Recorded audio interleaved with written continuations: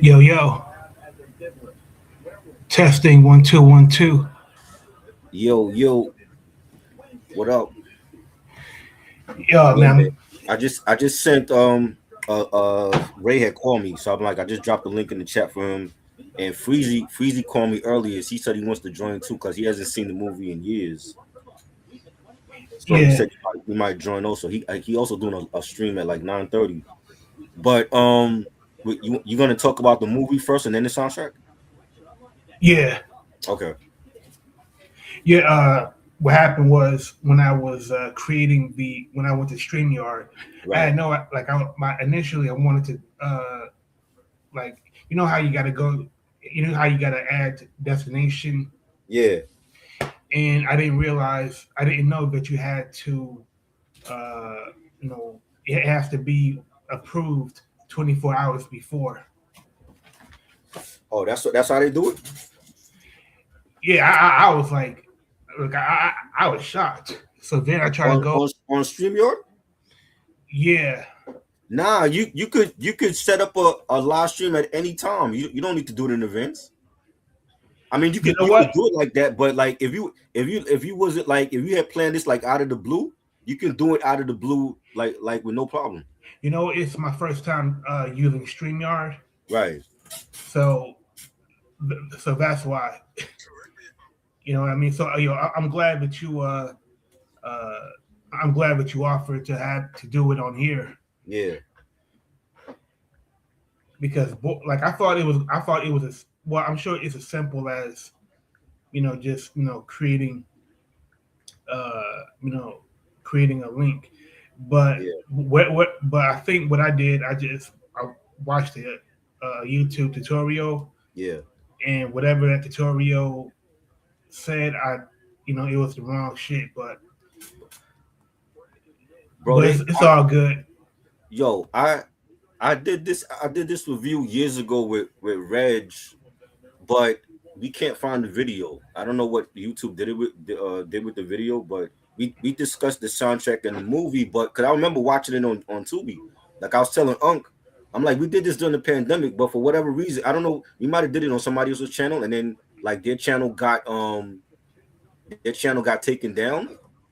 So this is Hmm. like a do over for me because I'm like I remember watching the movie and talking about the soundtrack, but that was years ago, and I was looking for the video today, but they took it down. Yeah, you know what? Like I have, like I was originally I wanted to show my vinyl. It's still Yeah. sealed, but Um, I have it. Yeah, I have it tucked it somewhere in the apartment, right. and and people, like it's on my Instagram page. Like people can scroll all the way to the bottom to see my my framed vinyl records, and Superfly was one of them. But I still got the DVD. Believe it or not. Right. Oh wow, that's crazy. Hmm. Yo, that's flyer.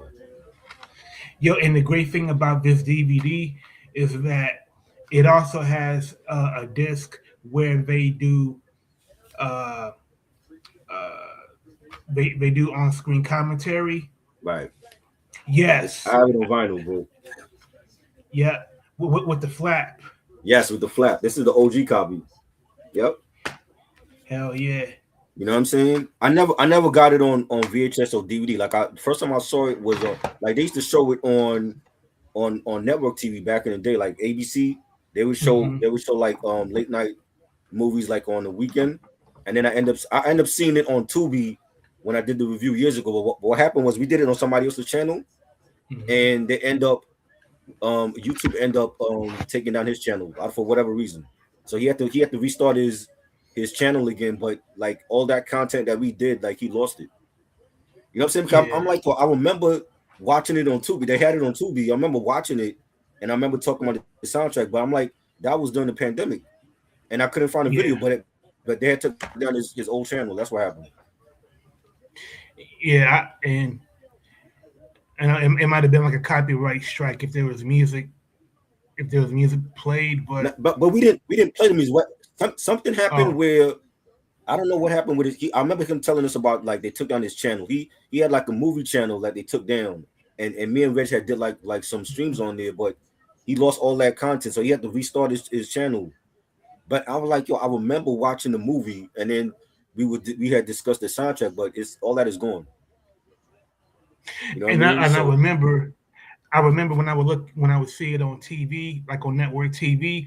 yeah, Like I remember at the very beginning, you know how like during movies they would have like this movie has been edited and formatted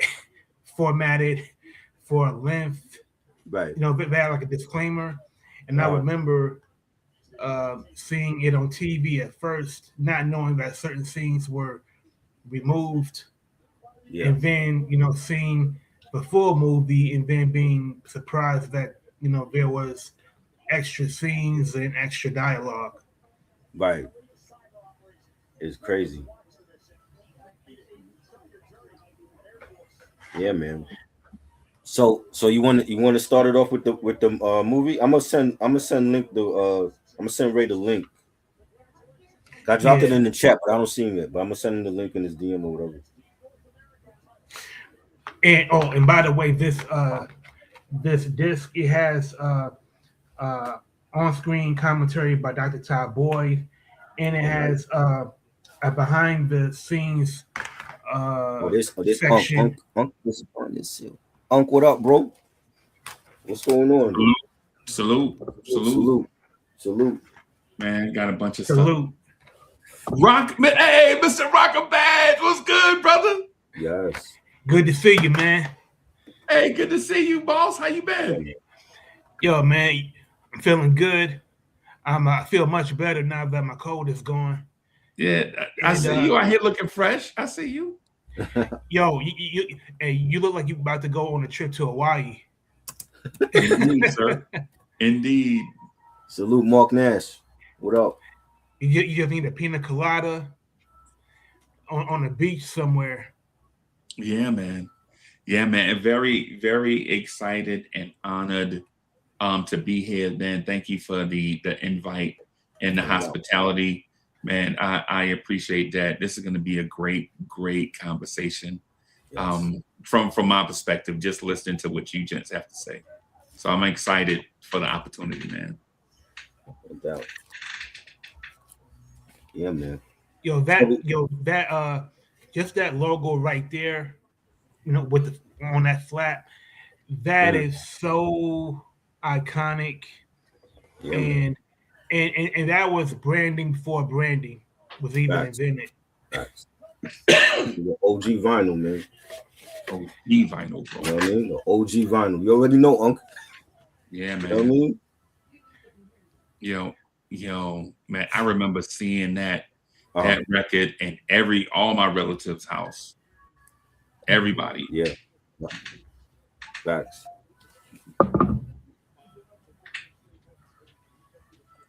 Yeah, man. Yo, That yo, movie, but I was a baby. I wasn't I might have been, because when he started showing it, when we were able to view it, I was a little teeny kid, bro. I might have been, by the time you could see it on TV and stuff, probably about 7, something like that, 7, 8. Right. And I used to be scared of that movie, bro. I ain't gonna lie. Yeah, Salute, Kenny Mack. Yeah, man. yo. By the way, I know tomorrow's a pretty big game for Knicks fans. They play the Spurs tomorrow. The Spurs, yeah. Man.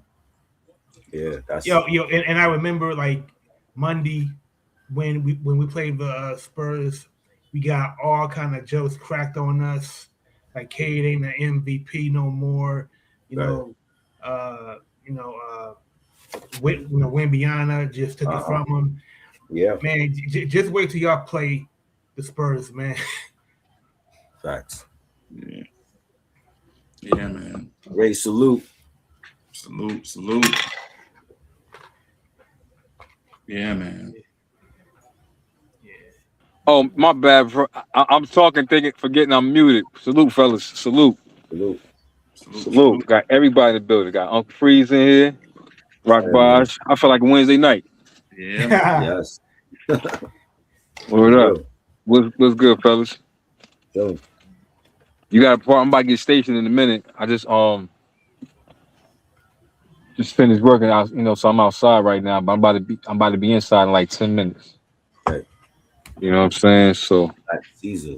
Yeah, Black Caesar was classic too. Yeah, huh? man. James Brown. For sure. Yeah, man. Yeah, I hope to do one of these shows like a month, just based on our favorite Blaxploitation movies. Right. Oh, that's why Unc got the hat on. Yeah, a little bit. Yeah, I A love little it though. Word. yo, I Love told it. him, he looked like he's going to Hawaii. Going on Hawaii 5-0. Right. Yeah, man. Yeah, man. Plus it's Saturday, bro. Yeah. Yeah. Plus it's Saturday in the South. Right. He got that ain't no nigga hat on. Yeah. Yeah, Freshly Jeff. yeah, man. Yo. I got in pants too, I'm fresh, got a little pants to match the hat and the shirt, you know what I'm saying? Right. Little something, little shoe, go with, little solid. You can't watch Ron O'Neal and then come up here with a wife beater on, you know what I'm saying? Yeah. Yeah, that's for baby boy. Yeah. Right. Yeah. That's for baby boy. Yeah, man. Yeah, man. So Rock, you want to start it off with the movie? Okay. Well, the movie is completely it broke the mold in just 70s black culture. First of all, Gordon Parks Jr. like to create your own movie after your father broke all kind of cinema records with Shaft, and he previously worked as a still photographer for Life magazine. Like, just imagine you go from being a still photographer to being a director of a black action movie, and you kind of working with a shoestring budget, and the odds are against you because number one, Hollywood was nearly bankrupt. So the uh, the movie studios didn't think it was viable. So just to get the ball rolling is inspirational. For anything that you choose to do with any endeavor. Right.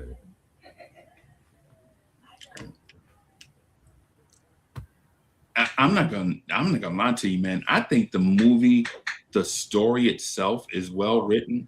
Right. There at times there was some questionable acting, though. Like at times, right? There was some moments like, especially by the like the women in the film that Priest was sleeping with. Their acting was terrible. You know what I'm saying? yeah. Freddie wife, Freddie girl. Yeah. Yeah. Yep. Yeah. So it was, but I think there was some great dialogue in there too, though. Yeah. In between some of that, there was some dialogue in there. And so I as a movie fan, one of the things I always mention to everybody is like the action is great, but for me, sometimes the dialogue moves you just like the action would. Like De Niro and Pacino in Heat, where it was just dialogue in the diner. That movie just as much when they're sitting at the dining table, that whole scene where they both sitting at the that was iconic. Yeah. And all they did was talk. You know what I'm saying? Yeah. So but in this movie, there were a couple of scenes. And I don't want to skip ahead of anything, but just want to say, I going back and looking at the movie, like I really went through it fast. Like I went through watch scenes and then I kind of skipped through the movie because I didn't know y'all was doing it, but I really wanted to be here to support. Right. But man, the movie I think is I'm not gonna say the movie is better than the soundtrack, but what I will say is that I think going back watching the movie as an older gentleman, Yeah. you know what I'm saying, as opposed to watching it as a young man, I think there is some. I think the gap closed some. Now that I have a level of understanding that's higher than it was when I used to watch it when I was 8 or 9 years old. So. Right. Yeah. I mean, I think it was. I love to see like old New York at that time in the 70s, like when they up in Harlem, and like that chase scene in the beginning when Priest is like going after the drug dealer, and he's like going through the building on the fire escape, and I love scenes like that. But they don't do that now with movies that they film in New York anymore. So it's like the old time films back then. It's like I love to see, how old New York used to look. And I thought it was like Freezy said, like the acting at times wasn't good. But I understand because this is like 72 when this came out. So I think Ron O'Neal, like as Priest was great, and his friend Eddie, and it was the whole style of it, the look of it, the soundtrack. Of course, you actually had Curtis Mayfield in the movie, performing at the nightclub that they were Yeah. at, and you know, That's a big dude, bro. He yeah, bigger than that. right. You know what I'm saying? I think like people was mad because it was like glorifying drug culture at that time, and if you actually live in the hood, it's like that's every day for you. You know what I'm saying? That's everyday ghetto life. You know what I'm saying? But it's like that really, like when you look at it, especially for hip hop now, it's like that was everything for us. Looking at movies like Superfly and the Mac, Scarface is like that mafioso. That's all that right there. You know what I'm saying? And you know, Super Priest was just a fly. He was just a fly dude, and he was telling his lady like, yo, like I'm gonna like do this one big, you know, this one big drug heist, one last time, and then we out. We Then leaving. we're gonna get out the game. Yeah. Yeah, I'm out the game. Like he told her, like he took her to the park, and he's telling her like, yo, like we just one more time, and then I'm out.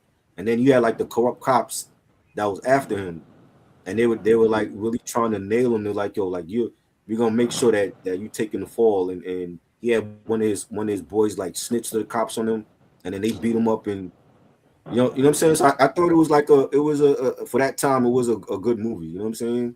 I don't know if it holds up now though. Because when I see it now, it's like, does it still hold up now compared to, you know what I mean? But for that time, I think that was like a great movie. You can see why it got all the publicity and the accolades, What you think, Ray? What are you gonna do except hustle? Right. I mean, he couldn't see past that life. That right there, that scene to me solidified the core message of the whole movie. You know what I'm saying? That particular scene alone, it solidified to me. It solidified the message of the whole movie, and because you got two players in the same game with two different visions. I mean, well, two other players in the same game that was supposed to be on the same team, but we see who switched sides in the end. We see, but it shows you an example of you could be the same players on the same team playing the same game, but if you have two different visions, you know, don't expect longevity within that run amongst the team. Yeah. You get what I'm saying? Right. Don't expect longevity amongst the run. And yeah, that was a lot of the message that I got from it, and you know, also to people involved, a message to people from where we from that got involved. We can't judge how they got involved because listen, man, we was nothing but mice placed in the trap, and you know what I'm saying, and they just play with us by putting the cheese wherever they felt like it. And Right. it also say, yeah, you can fuck with this game all you want, but again, don't look for longevity in this shit. And if you enter, if you plan to enter, plan to exit. Right. Right. You get what I'm saying? So that was most of the message I got from it. Actually, you realize, I mean, majority of the movies that we watch and we're not supposed to, but in some form or fashion, we to some level we glorify. You get what I'm saying? And it still has a message. Paid even no, that doesn't it doesn't matter what movie it was, what season, what era. It always goes full circle back into that one message. Yeah, this shit look Right. cute and sexy and all, but this shit ugly comes with the game. It ain't all Facts. pretty. Ugly comes with the game, straight up. So, but I loved it, man. You know what I'm saying? I love how he was resilient too, man. Yeah. He didn't go for the okie doke. He stood on business. Yeah. Um, He ain't yeah, pay no. man. Huh? He ain't pay no dues. Nah. He was like, yo, I'm gonna keep 100 with y'all. Y'all might laugh what I'm about to say, but this is the 70s, right? Right. Right? All right. Yep. If this was like, let's just say between 2016, 2026, we'll put it this way.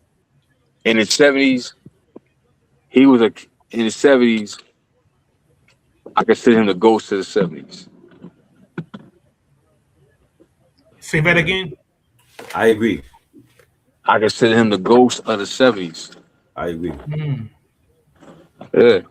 So what I'm saying is, he was ghost before ghost. Oh, Yeah. I see what you're putting down. Yeah. Before Jordan, it was Dr. J. You know what I'm saying? So you know how it go. Yeah. I also think in that movie, you really saw just how important it was for Priest to have a mentor, which was Yes. Scatter.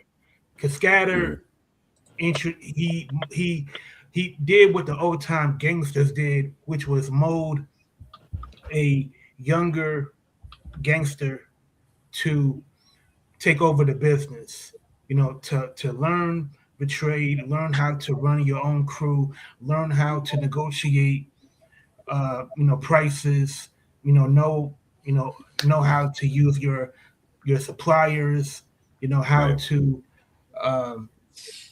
how to, uh, you know, look for certain threats that are in the streets. Like in corporate America, they have what is called SWOT analysis, which is strength, weakness, opportunity, and threat analysis. Yeah. So it's a way for you. It's a way for you uh, to check how your progress is doing. Are you having, economic growth in the company? How is the retained earnings? Is there internal threats like rivals? Do you need to scale back? And Scatter represented that black man that probably came from the South. He migrated from the South, then went to New York to find greater opportunities. He didn't always find it, so he went to the streets. So Scatter, he was used to dealing with racism, used to dealing with Jim Crow, used to dealing with all kind of mistreatment, and he wanted better for Priest. And sometimes Priest, I take that back. Priest showed Scatter the utmost respect, but what almost got his ass, but what almost destroyed any hopes of him getting that 30 keys was Eddie's big mouth. And sometimes, man, people like Eddie can get you killed and get you in jams. And Priest had to intervene quickly, but some people are not going to take that kind of mouth. Yeah, that's the thing, man.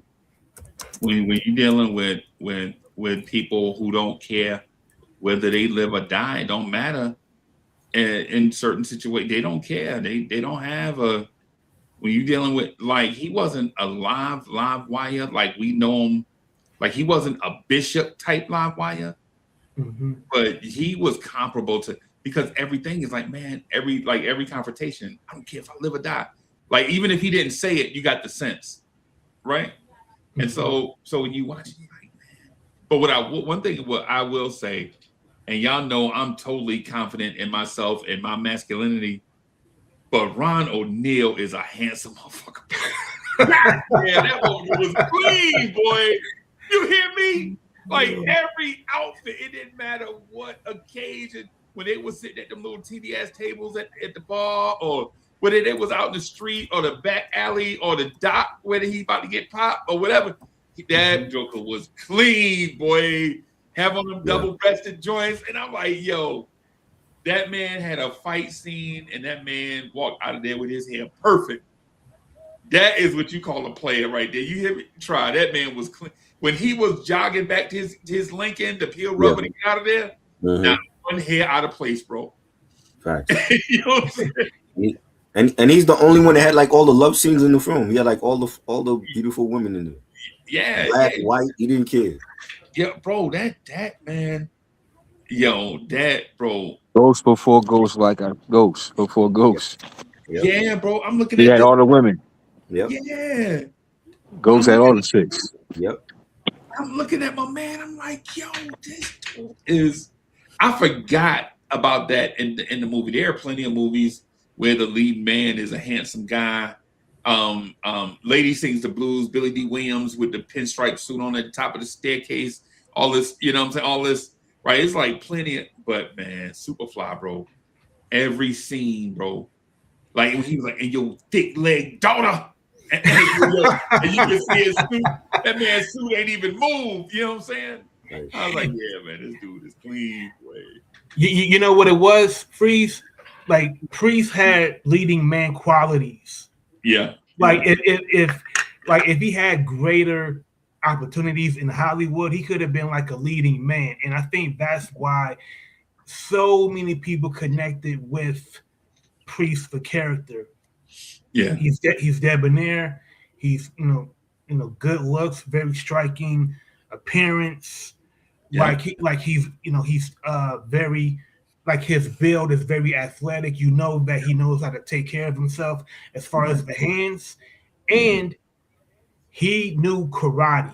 He knew how to fight, so you weren't going to fuck with him. And if you did fuck with him, you were going to pay a big cost. Yeah. Yeah. Yeah, like when he tried to shake him down to pay his dues, he's like, I ain't giving you shit. Right. Yo, you got to say the entire thing. Like all of those, what do you say? All those black people we keep talking about, they come and bring guns, and I be on the front line. Like that was, Yo, he said that from the pit of his soul. Yeah.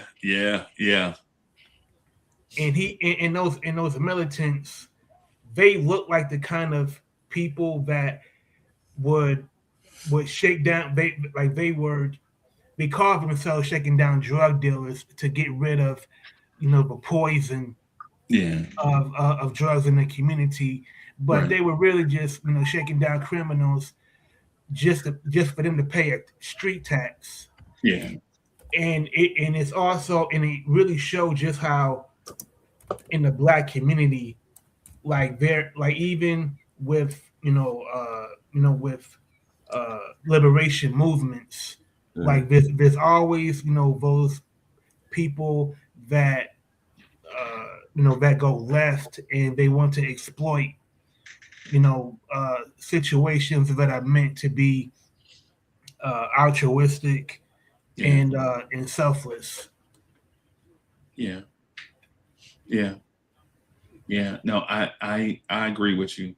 I appreciate, because unfortunately, a lot of us know street life, like every level of it, from top all the way down, right? And unfortunately, we know it because we live it, like in one degree or another. But when you see all these elements of the streets, you like, bro, they hitting this thing out the park, bro. Like they hitting this thing. I mean, they are hitting this thing out the park. The movie, to me, is a great movie. Some of the acting in it, the ladies, I'm like, y'all could have found some better ladies, some better, but it's a sign of the times, right? Like legit, even back then, you know, women were still looked at as, you know, whatever, objects to some people, whatever. But I really enjoyed my trip back down memory lane watching this movie, bro. I think this was an excellent pick as a movie to talk about. And I also think it's also a great time capsule because, you know, when at the time that Superfly was shot, the Vietnam War was still still being waged. Yeah. In Southern Asia. Yeah. The Black Panther Party had all but collapsed due to COINTELPRO infiltration and the party being weakened with Huey P. Newton being imprisoned, and the head chapters had to devote so much money to pay for his legal defense, and there wasn't enough people to carry out the programs of the Free Breakfast program, a lot of the survival programs like the liberation of schools,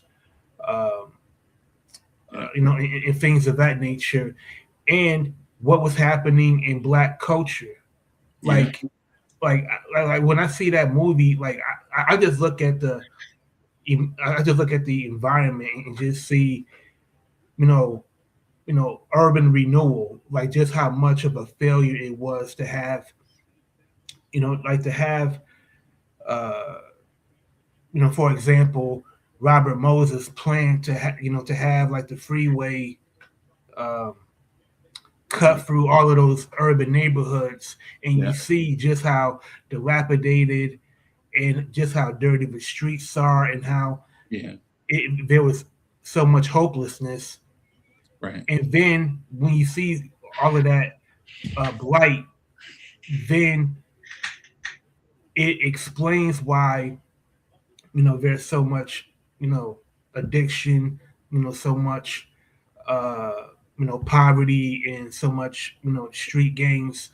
So to me, it's really a good movie. Also, just to look at the external forces that, affected, Black institutions. Yeah.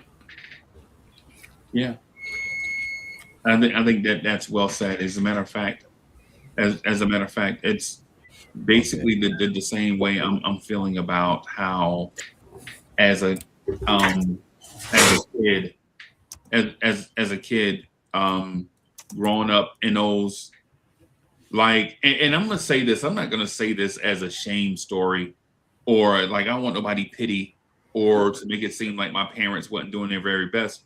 But like when you hear the stories of the little ghetto boy, like just think about the little boy on the street, just like there sitting there with his basketball, while these dudes is walking down the street with keys of whatever it is, cocaine and all that stuff in these cases, and you got a basketball, you sitting there watching like this handsome man walk by, well dressed, look like he got money, and then you look at your basketball like, in order for me to get out this ghetto, I might either have to be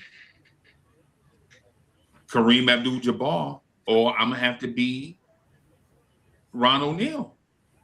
Right. You know what I'm saying? And but in order for me to be Kareem Abdul-Jabbar, a college got to come find me, right? And in order for me to be Ron O'Neal, all I have to do is just go tell him, "Hey, man, I'm ready to work." Mm-hmm. It's like what your options are, and it's not just a time capsule for that time, but it's probably still true to this day, even though it's not fair, not right. But what I wanted to say though too is the transition between every scene when you hear the soundtrack playing is an A+. It's an A+, right? Like they just walking down, they going somewhere, and then you hear the songs from the soundtrack. Yes. You're like, oh, this is A+ right here, bro. You know what I'm saying? Like at the scene where they in at Freddie crib where Freddie was like, where he's like, yo, Freddie, man, we got to get out, you know, man, such and such, blah, blah. Freddie's like, man, I ain't doing nothing. Yeah, I'm ready to die right now. You know, either I don't care nothing about working for the white man. So what? I want to be a prince. I'm gonna be a prince working for the white man. He was saying all these things, and he was right. He was right. Now, is he destroying this community? Yes. But is he gonna be a prince doing it? Yes. Right. Mm-hmm. Yeah, man. What up, DMR? And they playing like different songs from the soundtrack all through the film. So it's not like they just played one song and that's it. So you hearing like different songs. It's like 9 songs on the whole soundtrack. They're playing half of those songs throughout the movie. You have Curtis Mayfield performing it in the movie. You know what I'm saying? I love the love scene with Priest and his woman, and they playing "Give Me Your Love." That was sampled by Snoop Dogg on Doggy Style. Yeah. You know what I'm saying? That was like the before the bathtub intro with Rage. You had that joint. Yeah. You know what I'm saying? The part where Eddie is telling Priest, you know, what the fuck you gonna do about Hustle? That was on Jay-Z Kingdom Come. That was on the Prelude. Yeah. The Prelude interlude. Yeah. Yeah. You know what I mean? Yeah. What up, DMR? So it's like yeah. Salute. DMR got the soundtrack. That's dope. Fire. Yeah, man. Look like I got another version than the one you got tried, man. Oh, yeah, this is the OG with the flap. You gotta get the flap. The flap, yeah. This, I think this joint right here, man. I think this a OG, because I got this from my godparents. You know what I'm saying? So this from back in the days that it was released. I guess 72. Right. That was 72. Yeah. What's up, fellas? How y'all doing, man? Salute, bro. Salute. Good to see you, DMR. Good to see you too, Rocket Bash, man. I appreciate you inviting me, bro. Now I do have to apologize. I thought you were saying it was 8 hour time, 8 Central, you know what I'm saying? So my bad for tapping in kind of late, fam. Oh, no problem. Yeah, we were just talking about the movie, just like our impressions of the of seeing the movie for the first time. Yeah, man. I can't remember when I saw it for the first time. Probably as a kid, and it probably didn't really register to me, man. But like say for instance, like I watched it today, and all these old school movies, man. These so-called the Blaxploitation. You see it with a different set of eyes, man. Later on down the line.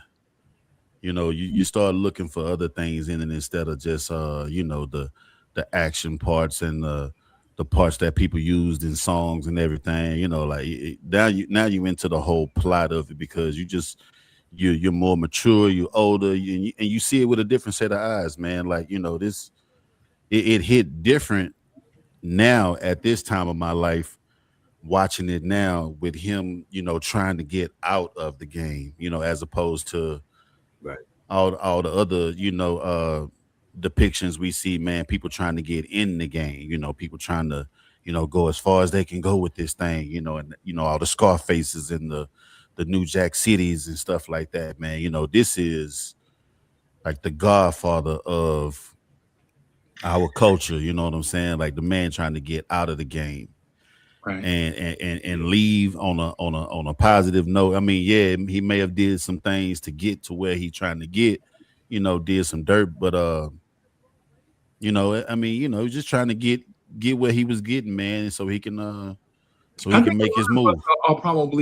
A lot of us are probably, I'm not gonna say everyone, yeah. But what I will say, I think a few of us are older watching this now than maybe Priest was in that movie, right? At Priest's lifetime age in that movie. So when we go back and look at that thing, we like, man, like for some of us, we like, man, that brother had his whole life ahead of him, right? Like that stage where he was at right then, we like, yo, when he in that kitchen talking to the old man, I keep forgetting the old man name, his mentor, Scatter. Yeah. Scatter. we in that back kitchen talking to Scatter. We're like, bro, look how young that man look in the face, bro.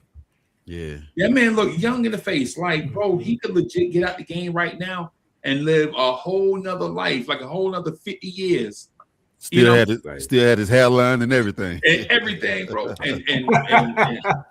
And I will tell you, that man, listen, I'm confident in my masculinity, but that man, it was handsome, bro. That dude, bro, when you see him like he had his hair down, everything, even mustache trim, like dudes walk around with their fro and all this stuff. Like he like, nah, bro, this is because he was player. Yeah, you feel me? And you know, as someone that likes to think I can rag a little bit myself, I will give that man credit for, you know what I'm saying, being try. Guess what I was going to say? What's up? I was going to give that man credit for being super fly. Right? Mm-hmm. I guess the pun is intended and not intended at the same time. Like that man was, I was going to say, not only was he fly, he was, and then I'm like, okay, the name of the movie was Superfly. Okay. Right. So how many times was that word referenced in the movie? Superfly. I don't think it was only referenced. I think it was referenced in the movie only once. Only one time. Because I remember the scene when the word Superfly was uttered. It was when Priest and Eddie went to go meet the cocaine supplier at that bar. He was letting them get a sample. He was like, "That's some Superfly shit." Yeah, you always got some Superfly shit, right? Yeah, right. You know what I'm saying. Right. But in his mind, it was all about. It was like he said, my hog, my vines. You know that wine you drinking. That wine you drink. Yeah, bro. So. You know, but in their eyes, the people that he was in the movie with, you know, their eyes, they was looking at it from the quality of his product, you know what I'm saying? Superfly shit, you know what I'm saying? Right. But, you know, but to him, he looked at it a whole different way, you know what I mean? Yeah. Right. And at the time that movie came out, Ron O'Neal was 34 years old. He was 34, you know, so he was still a young man, and compared to Scatter probably looked at him like a son. Yeah. You know, so so when Priest asked Scatter for help in getting those 30 keys, Scatter was like, "Dude, I'm retired. Like you got those other keys because of me. You got to find another supplier, but because Priest leaned on Scatter so much, I think Scatter just felt guilty. Like, you know what? If he goes to another supplier, there's a chance that the deal might go bad. Yeah, I gotta connect that can get me those keys at a better price and at a better quality. So I'll do him a solid." Yeah. Right. Scatter reminded me of the dude that the lunch man in the cafeteria from Hillman. Yeah, remember A Different World? Remember? Oh yeah. Lou Myers. Gaines. Mr. Gaines, yeah. Lou Myers. Yeah. He he's very wise, but he's gonna tell you about yourself. Yeah. Hey, but he didn't turn down that bump though. Right. I thought he was old school and, you know, kind of like out the way, not doing nothing, you know. But he was like, you want a bump? Yeah, he took it. I was like, shit, he ain't too far away from the street. You know what I'm saying? Right. You want a bump, you might as well give me them 30 bricks, man. Shit, what the fuck? Right. What did Priest say? Like, you know, it's wider than a Georgia mule. Yeah. Yeah, man. Hey, man, this is like one of them movies, man. Like, you can learn so much from this, bro. You know what I'm saying? Like the way Eddie, you know, kind of gave his spiel about he don't mind being used, you know, just long as he get to live the life that he living, man. Like, you can look at that from a whole lot of aspects, man. You know, people signing record deals, you know, even in reality, you know, people doing the same shit in real time, you know, like just moving product for somebody and and endangering their life and their freedom, all for just the flash and the residuals and everything, man. So you can walk away with so much from Eddie's perspective of that shit, man. But it was just crazy how he was like, I'm gonna make a boatload of money while I'm being used, and he was okay with that. That's crazy. You find so many people nowadays that's probably still on the same shit. Like they don't mind being used as long as they get something out of it. Yeah.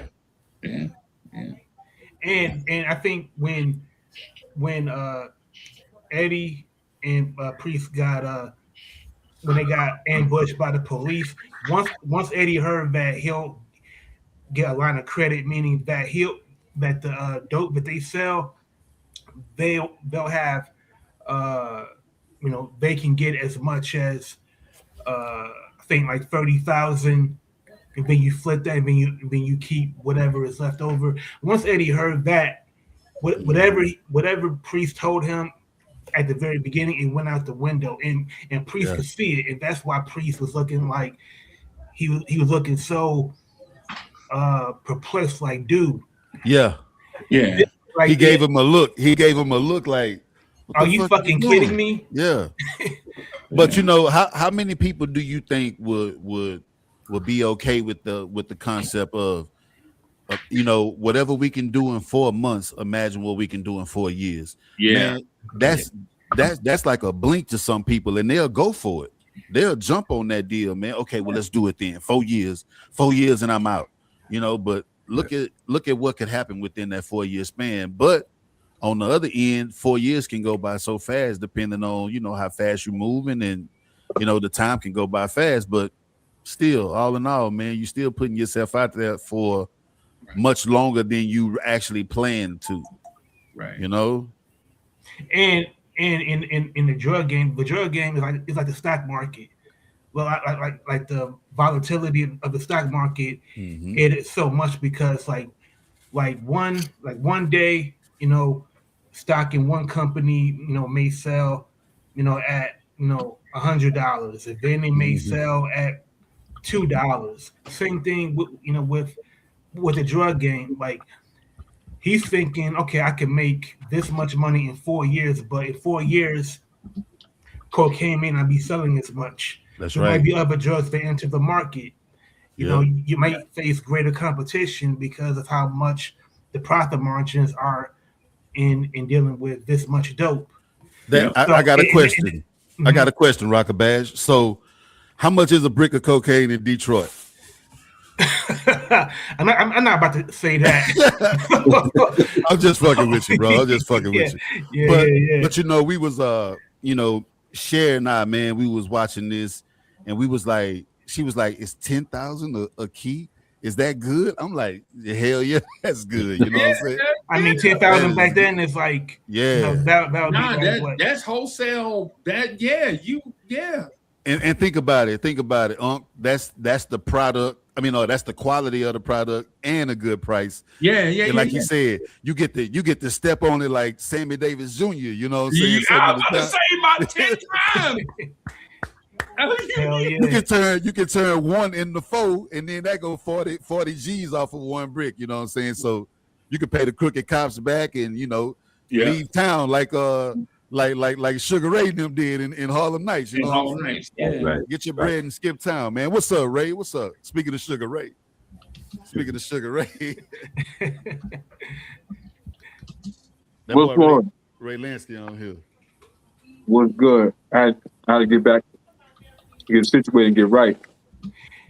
Yo, I thought that scene when they were playing Pusher Man, and they had in Gordon Parks Jr. he had like still photos of them breaking down the cocaine, and they showed every step of the process from getting the coke, then processing it, manufacturing it, bagging it up, then it hits the streets, then the hand to hand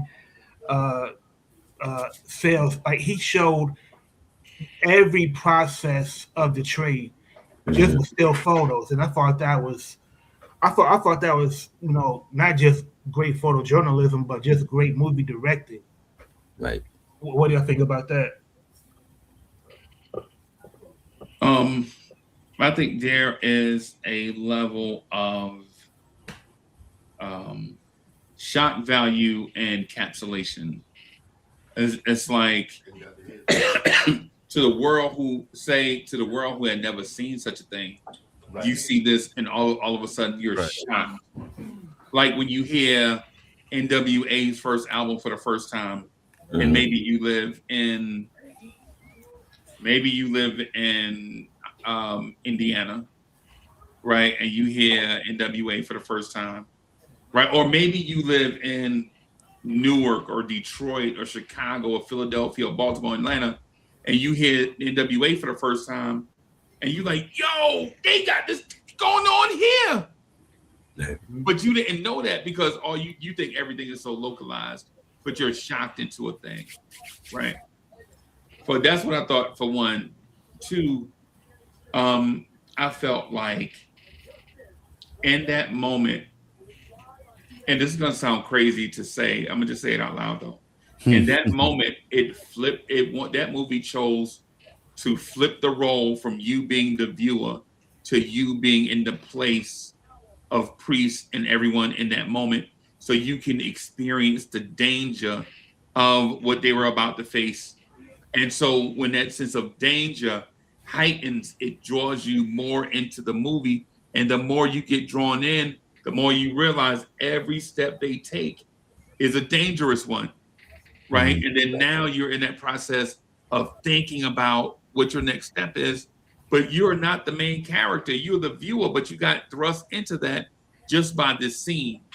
And so now, while I know that sounds like a lot, that was my experience of it. Yeah, man. This is one of them joints. Go ahead, try. Now I was saying, who was the black bald-headed guy that he ended up snitching to the cops and they were beating him up? That's Freddie.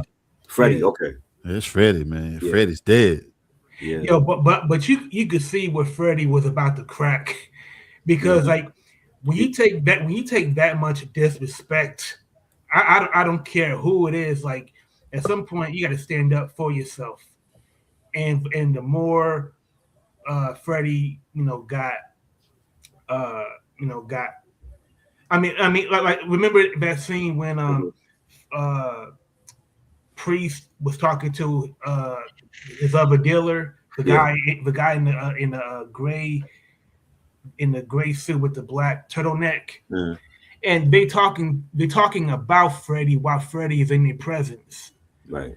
Like if that don't tell you if that doesn't tell you how you stand with Priest, I don't know. I don't know what will, because I felt like Priest, he just might snitch just because he got tired of being disrespected. But just him being in the interrogation room and getting smacked up by the white cops, and then like him fleeing, and then he got hit by the car and died. I'm like, bro, like that was like the ultimate disrespect at that time to get like bitch slapped like that by white cops. You know what I'm saying? And he's crying, and I'm like, bro, like somebody. I will say this though to the cop thing. During that time, bro. During that time, if you get picked up, if you go to the precinct back then, if you got picked up by the police, you basically couldn't come back to your block, bro. Yeah. Right? Because a number of things are gonna happen, right? Right. If you get out of jail the same day, you snitched. Right. Yeah. Right. If you get out of jail 2 or 3 days later, you may not have snitched on everybody. People gonna be suspect, and you probably got your ass whooped for 72 straight hours. Right. By the police. Right. Now, if you went to trial, if you was like, you know what I'm saying? If you was like maybe just in jail before trial, you might have been in there for like 3 years. Right? Bro, the whole thing. As soon as you get scooped up, you know nothing good is gonna happen. And that played into the way the police handled you back then. Yes. Like police used to walk up to you on the street and be like, yo, Ray, I need to talk to you about something. Mad loud in front of the whole block. You be like, nah, bro, I don't know what the fuck. You know what I'm saying? Like, You don't say nothing. You just go like this. Yeah. You feel me? Yeah.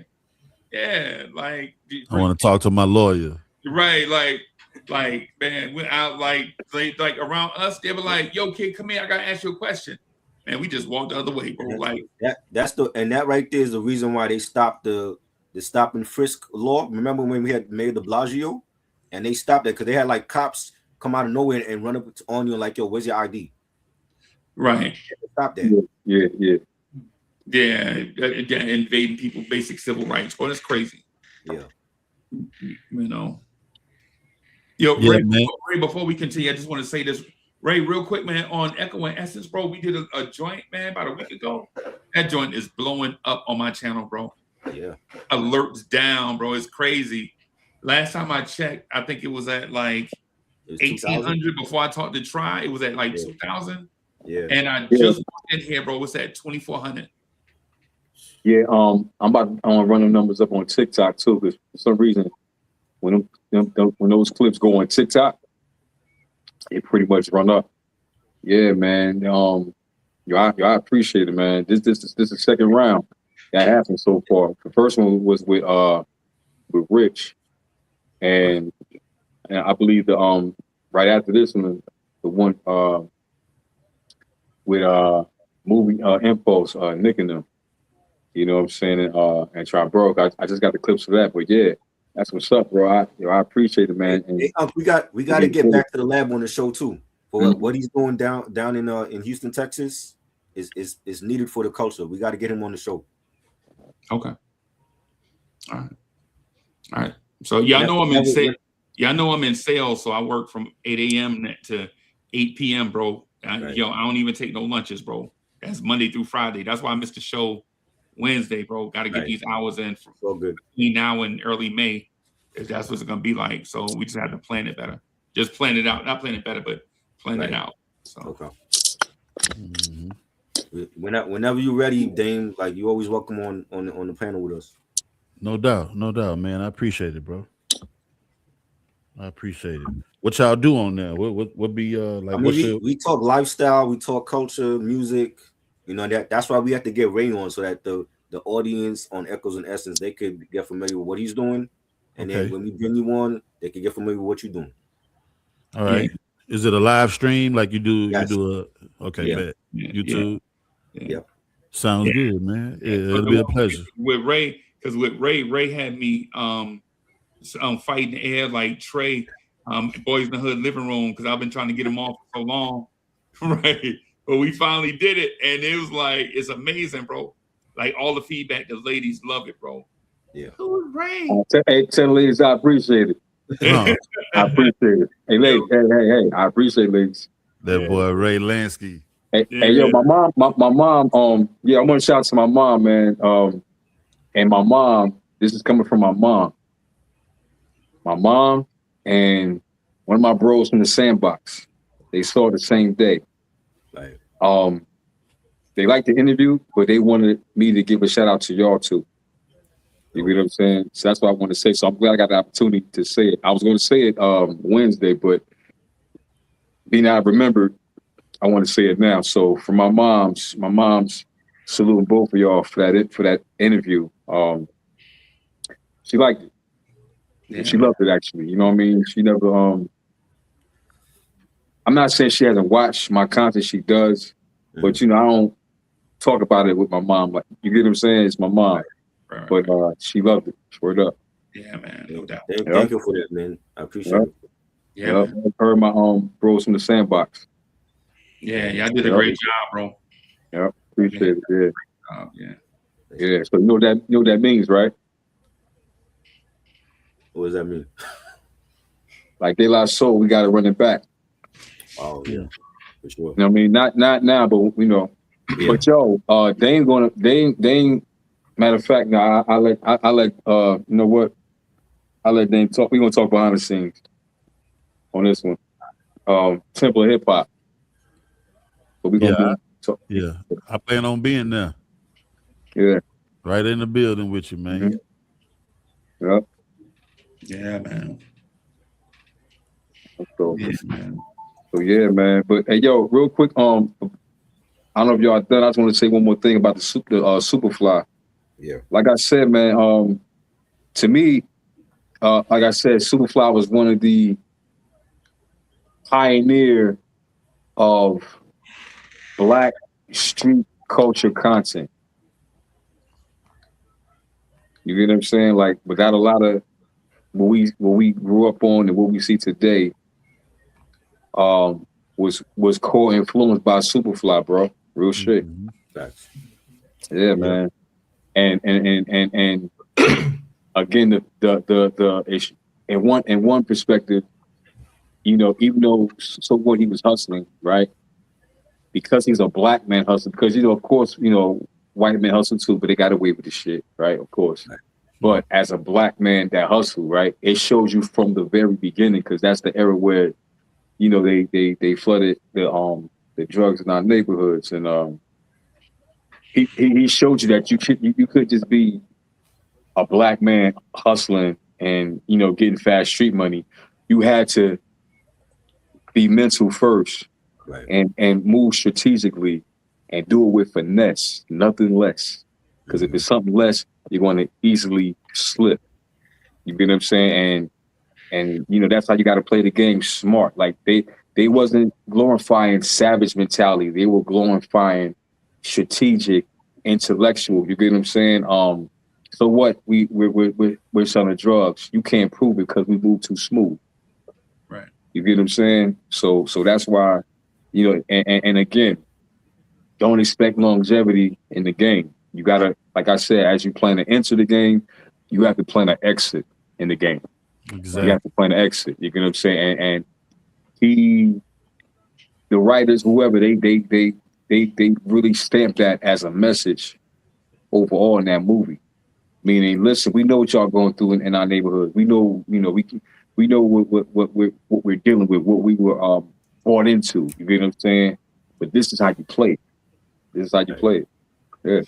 I also thought like Priest's main lady, like she was down from jump, like she knew, like I'm sure she didn't know everything that he was dealing with, but that scene when they went to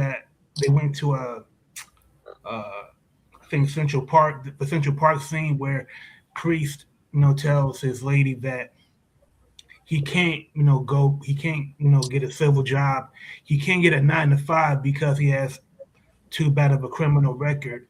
And I love when what he say, uh I'm not going to work some job day after day for chump change. If that's what I'm supposed to do, then they're going to have to kill me. I love that line.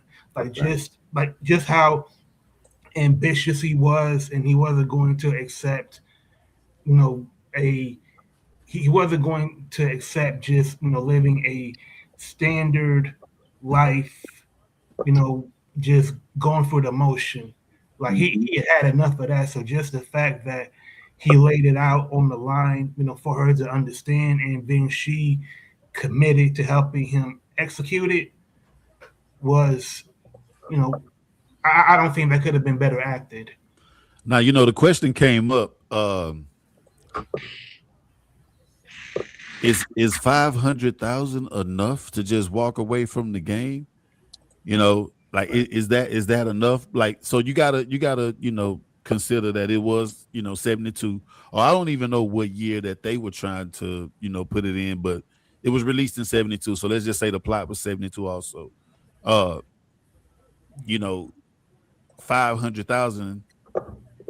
I'm assuming that's enough, man, to go and make some investments. That You know might what I'm have been like saying? 5 million today. Yeah, yeah. So it would have been enough to, but then if you look at it, if you're a hustler like that, shit, didn't you just move 15 bricks? Ain't that what he said? Yeah. He said he just moved 15 bricks. So you didn't get enough after moving 15 bricks. Like, so now you got to move 30 more. But this gonna be it. This gonna be it. You know what I'm saying? Like, you gotta think how many people deal with that, you know what I'm saying, in the dope game, because man, a lot of people don't get to walk away. And then but to walk away with a mean bag like that, whether it's the 150 that him and Eddie was splitting, Mhm. or what the split would be after, after 30, after 30 bricks, any amount of money is good to walk away, because Right. you never know when that moment gonna be, man. You never know. So just imagine. I mean, even though it's fiction, but it's the reality of a lot of people. Right. Just imagine having See, a that's certain. why I want to question your question. Go ahead. So my question and I got to run to you because I got a joint I got a previous engagement, but one of the things that I felt like was overlooked is the game, right? Like once you learn the game, the money amount is secondarily important, right? Because in my mind, if you ask me, would I prefer for Jay-Z to spend a week with me mentoring or for him to give me $1 million, right? Of Mhm. course, my bills are gonna be like, yo, that $1 million at the spot, bro. You go back to the crib, you can pay off some stuff. But if that man can download all the game to me and like that week mentorship, I think I might choose the game because I can take that and make that million where Jay-Z, on the other hand, might send his executive Okay, assistant to I me. got a question. I got a question for you then, Uncle Freezy. Is Right. Jay-Z the only nigga that can give you some game? No, All right then. So why not take the meal and get the game from somewhere else, nigga? It's people giving up the game for free right now, but we only want to hear from Jay-Z. you right. Yep, yep. 'Cause Okay. All right. I know a bunch of dudes right now that know the game, and guess where they at? Where they Hey, at? Breezy, let me hold something, dog. No, no, Hey, no, no, no. I'm just saying it don't have to be a nigga that's in the same lane. It could be somebody in a realm that's sort of adjacent to where the game could still apply, and they're giving that all day, every day. It's so many motivational and I would rather get entrepreneur. that right from a billionaire, bro. I hear you. I hear you, fam. I respect it. I respect it. I just would yo, hey, I gotta tiptoe out of here, y'all. It's good to see y'all, everybody. I Y'all know I'm busy as usual Big doing some salute. stuff. Hey, Rocker, this was an exceptional idea, brother. Hey, we got to do this again, bro. I'm out of here. Y'all know where to reach me at, y'all. bet. One love. Salute. You already. I'm gonna hit you up later on this weekend. We got a question from Shia, and she says, "Does this movie resonate with anyone directly or indirectly?" Oh, definitely. Oh, bro, I don't talk about my stint in the streets a lot, but like, yeah, it really resonated with me directly because I had a certain figure in my mind that I need to hit, and I would leave the game alone, you know, wipe my hands clean. But that shit didn't work like that, man. I end up. I mean, I know this your platform, but I'm just saying I end up flushing some product down the toilet and just saying, you know what, I'm done with this shit Right. because it's so stressful, bro. It's not what everybody thinks it is, man. It's a fucking decision around every corner. You reach a fork in the road every time you take a deep breath with this shit, man. Whether you should serve this guy, whether you should take this ride to go pick it up, whether you should take this ride to go drop it off. Who's this guy? I never met him before. He says he knows this guy. Oh, it's a lot to deal with that shit, man. So it's a very hard game, man, and everybody's gonna get dealt a different hand of cards, but at the end of the day, it's still decisions that you have to make like every time you turn around. Some people it may be more extreme than the others, but it's crazy, man, how much shit you have to go through for that money, man, that everybody really think is some dope shit, and it's really not when you think about it, bro. You risk your life and your freedom way much more than that dollar is worth, bro. it looked good when you have a fat knot in your pocket and you had a good week, and you ain't have no run-ins with the laws, and everything is good, and you got a fat bankroll, but you have to reinvest that again into getting more product, and now you're back at square one, broke but a lot of dope. And Right. if you sell it without getting jammed up, you'll be okay for a hot minute until you either have to pay some bills or reinvest that money again, bro. It's a cycle that will really give you a migraine, bro. Right. Literally. And I ain't knocking nobody that's in the game and they seeing success. Hey, do what you do. You know what I mean? But bro, the freedom is a lot of weight off your shoulders, not having to worry about if I take this ride over here and I get pulled over, you don't have to worry about none of that shit, man. Some people like the thrill, and it's their thing, so let them rock. But yeah, it hit me directly, bro. Right. Yeah. What about you, Ray or Rocker? Oh, you go first, Ray. Rocker used to sell them rocks out there, man. I don't know what you're talking about. Nah, I'm just fucking with you.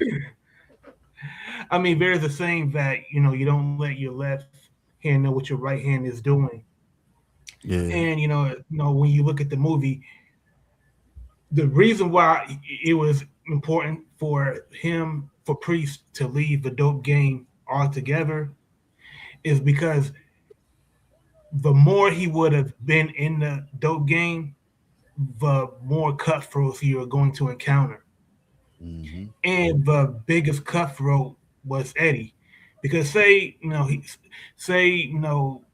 Priest would have remained dealing for 4 more years. Eddie just might get greedy and just kill Priest, Mm-hmm. for the money, and then Mm-hmm. he'll just be another statistic. So having an exit strategy, like Ray said, it's important for any industry, because nothing is going to stay the same forever. There's always going to be change. There's always going to be, like when we talk about business, there's going to be new trends that enter the market. Like I think in New Jack City, Nino said, like, when you change the product, you change the marketing strategy. So like when crack became the drug of choice for people, you don't sell crack the way that you would sell heroin. Right. So with any change, with a product or with a service, then the way that you market to those people have to change. I'll give you an example. Like when you go to a car dealership, some people know exactly what kind of car they want. They don't want the salesperson, to badger them on what kind of car do you want. Hey, if you like this car, I can, sell you, a better car with a better make, a better model with greater features. Like, no, I want what I want. Mm-hmm. And you have to kind of read people. And I don't even want them asking me what my budget is, man. That ain't none of your motherfucking business. Yeah, man, that's a deal breaker. Yeah. You know what I That ain't mean? none of your fucking business, punk. Exactly. And the flip side is, like, some people, when they go to a car dealership, they don't know what they want. They know they want a car, but they see so many options. It's the job of the salesman to narrow down what exactly they're looking for, and how to sell them for the most money that they can, get out of you. And with the movie, with Priest and with his dealers, he Priest knew that all of those people that claim that they're loyal to him, he knew that was smoke and mirrors. That's right. Because once pressure is applied, for rivals to give up their supplier to get the Priest, then it's going to be murder she wrote. So, So so mhm. I want to bring up two things, man. So let's go back to Eddie. Let's go back to Eddie, man. So Mhm. remember when Priest came through and he was like, you know, give me my portion of the bread. You know what I'm saying? You fill up the bag. And Eddie was like, why don't you fill it? And he say, because I want to keep my eyes on you. You know what I'm saying? No, Yeah. when the trust is gone from your supposed to be right hand man, yeah, man, it's definitely time to go on and gracefully bow out. You niggas can have this shit. You know what I'm saying? Mhm.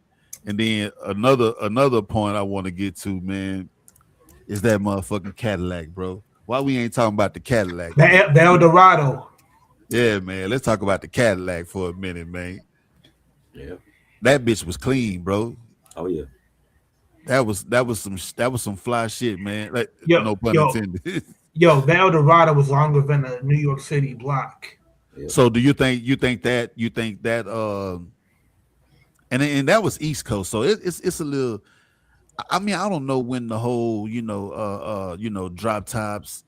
I don't know when that became like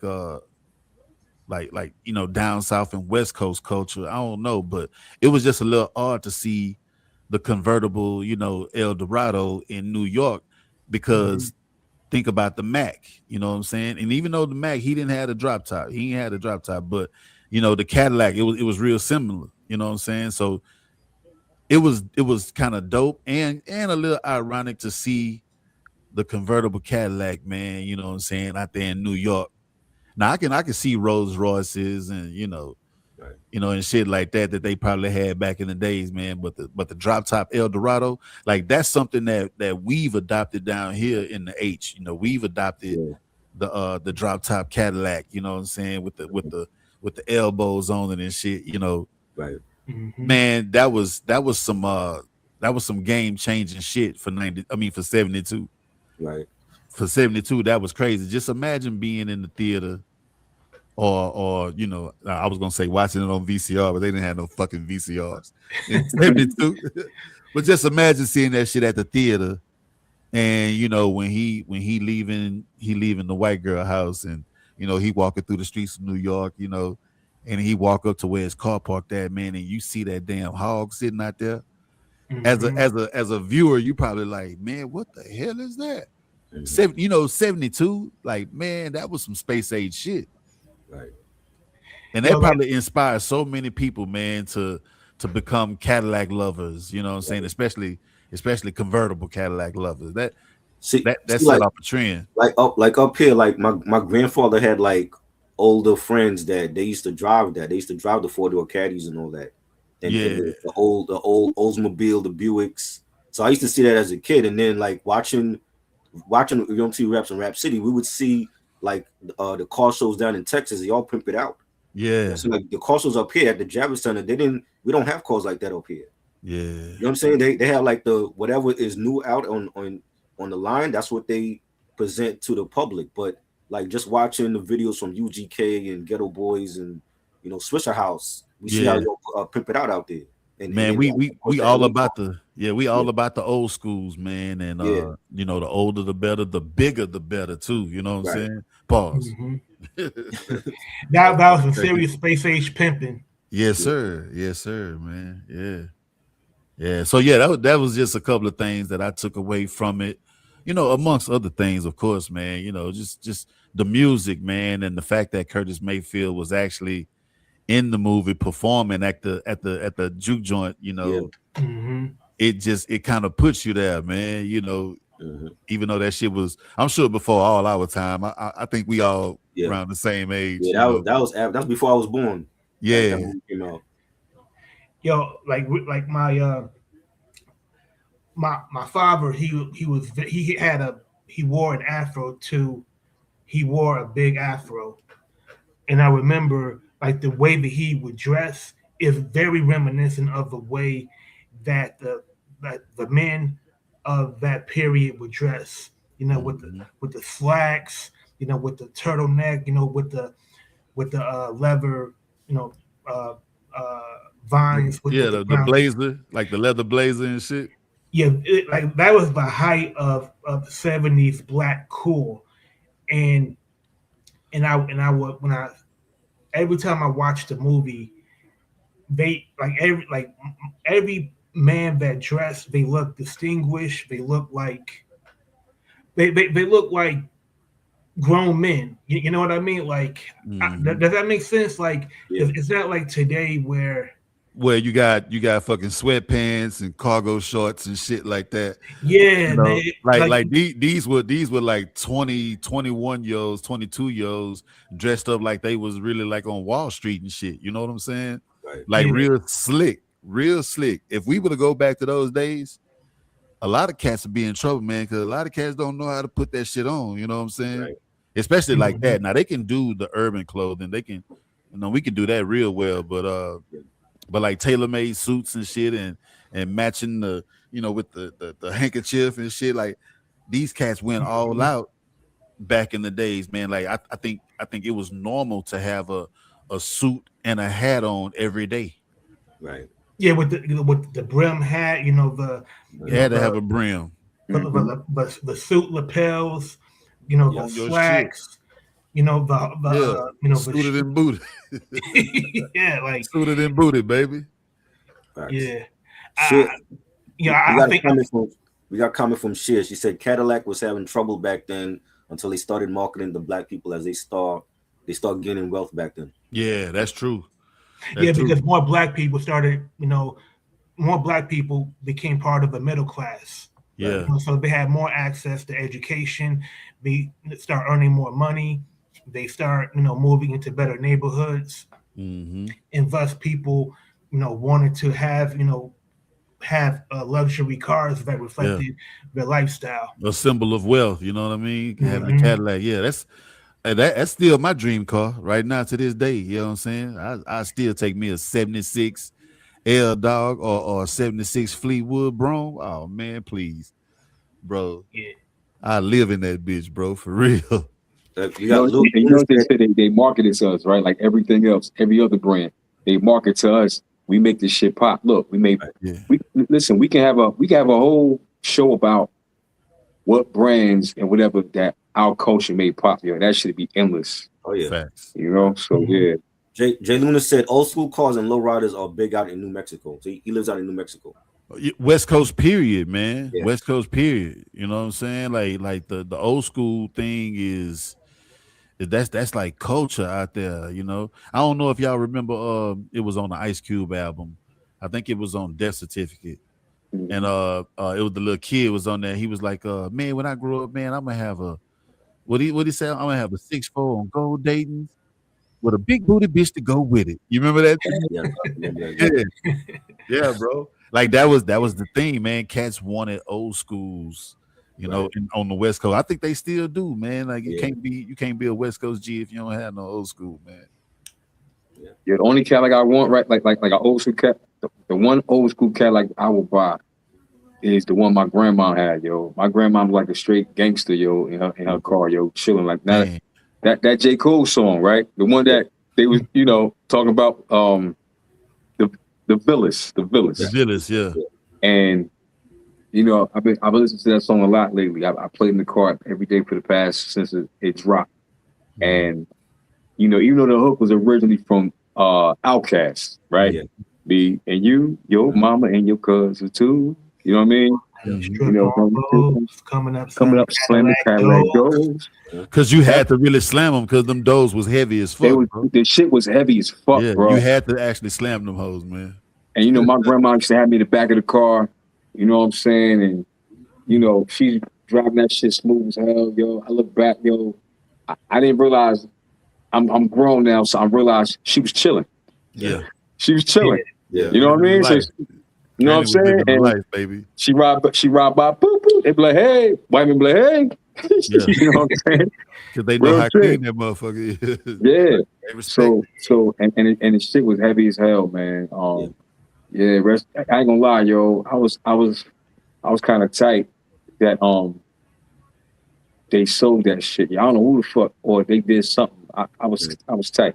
You know what I mean? Yeah. That shit should have stayed there. You know what I mean? So And it. we shout to mother back in Cooler. back in the 80s, we had like before Uber, Mhm. we had like the regular taxi cabs, like white top transportation. They were driving those cars. The They were OJ. driving the photo caddies. Yeah, That was the That shit was OJ. off white too, yo. yeah, That shit was yeah. off white. Right. Okay. She pull up in the church parking lot, yo. You better not be in her spot, boy. Oh, it was on. Yeah, it was on, boy. You had the trouble. Word up. Go tell Sister Jones to move this piece of shit. Word. Yeah. Tell her to move this piece of shit. She know I park here every Sunday. Right. Don't make me come back here with my 357. Word up, yo. Straight up, yo. She Hell pulled up in yeah. that off white cab, like, yo. Yeah. Word up. Hey man, so one of the parts I liked, man, was in the movie was when the two junkies, man, when they at the beginning, they was like, next person come in here, we gonna get them, you know, and it just so happened to be Priest, you know what I'm saying? I remember, you know what? Now I can kind of remember a little bit. I remember when I first saw it, I was just hoping that Priest catch the dude. I was like, man, please let him catch him, because in so many movies, man, people get away and shit, and you be like, oh, you know what I'm saying? Like, you really in the movie and shit. So I was hoping that he had caught him, and man, he chased him down and caught him, man, until he, you know, kicked him in the stomach. He started spitting oatmeal out and shit. Yeah. In front of the kids and the woman.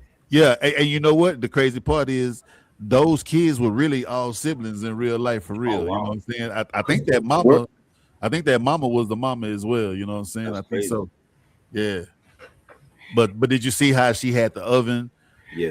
door open right there next to it, bro? Like, man, that's how you know, man. Somebody knew authenticity, Right. and they knew what to put in there, man, so it Right. can really reflect reality. You know, Facts. When you didn't have no heat in your house, you put on the oven. open the oven Yeah, door, yeah. man. Oh, yeah. Yes, Yep. sir. Yes, sir. That's some real shit. And the way that Priest was able to run for all of those blocks in those platform boots. Yeah. Yeah. Yo, In them nun bush, you know what I'm saying? Or them motherfuckers Stuart Weissman's.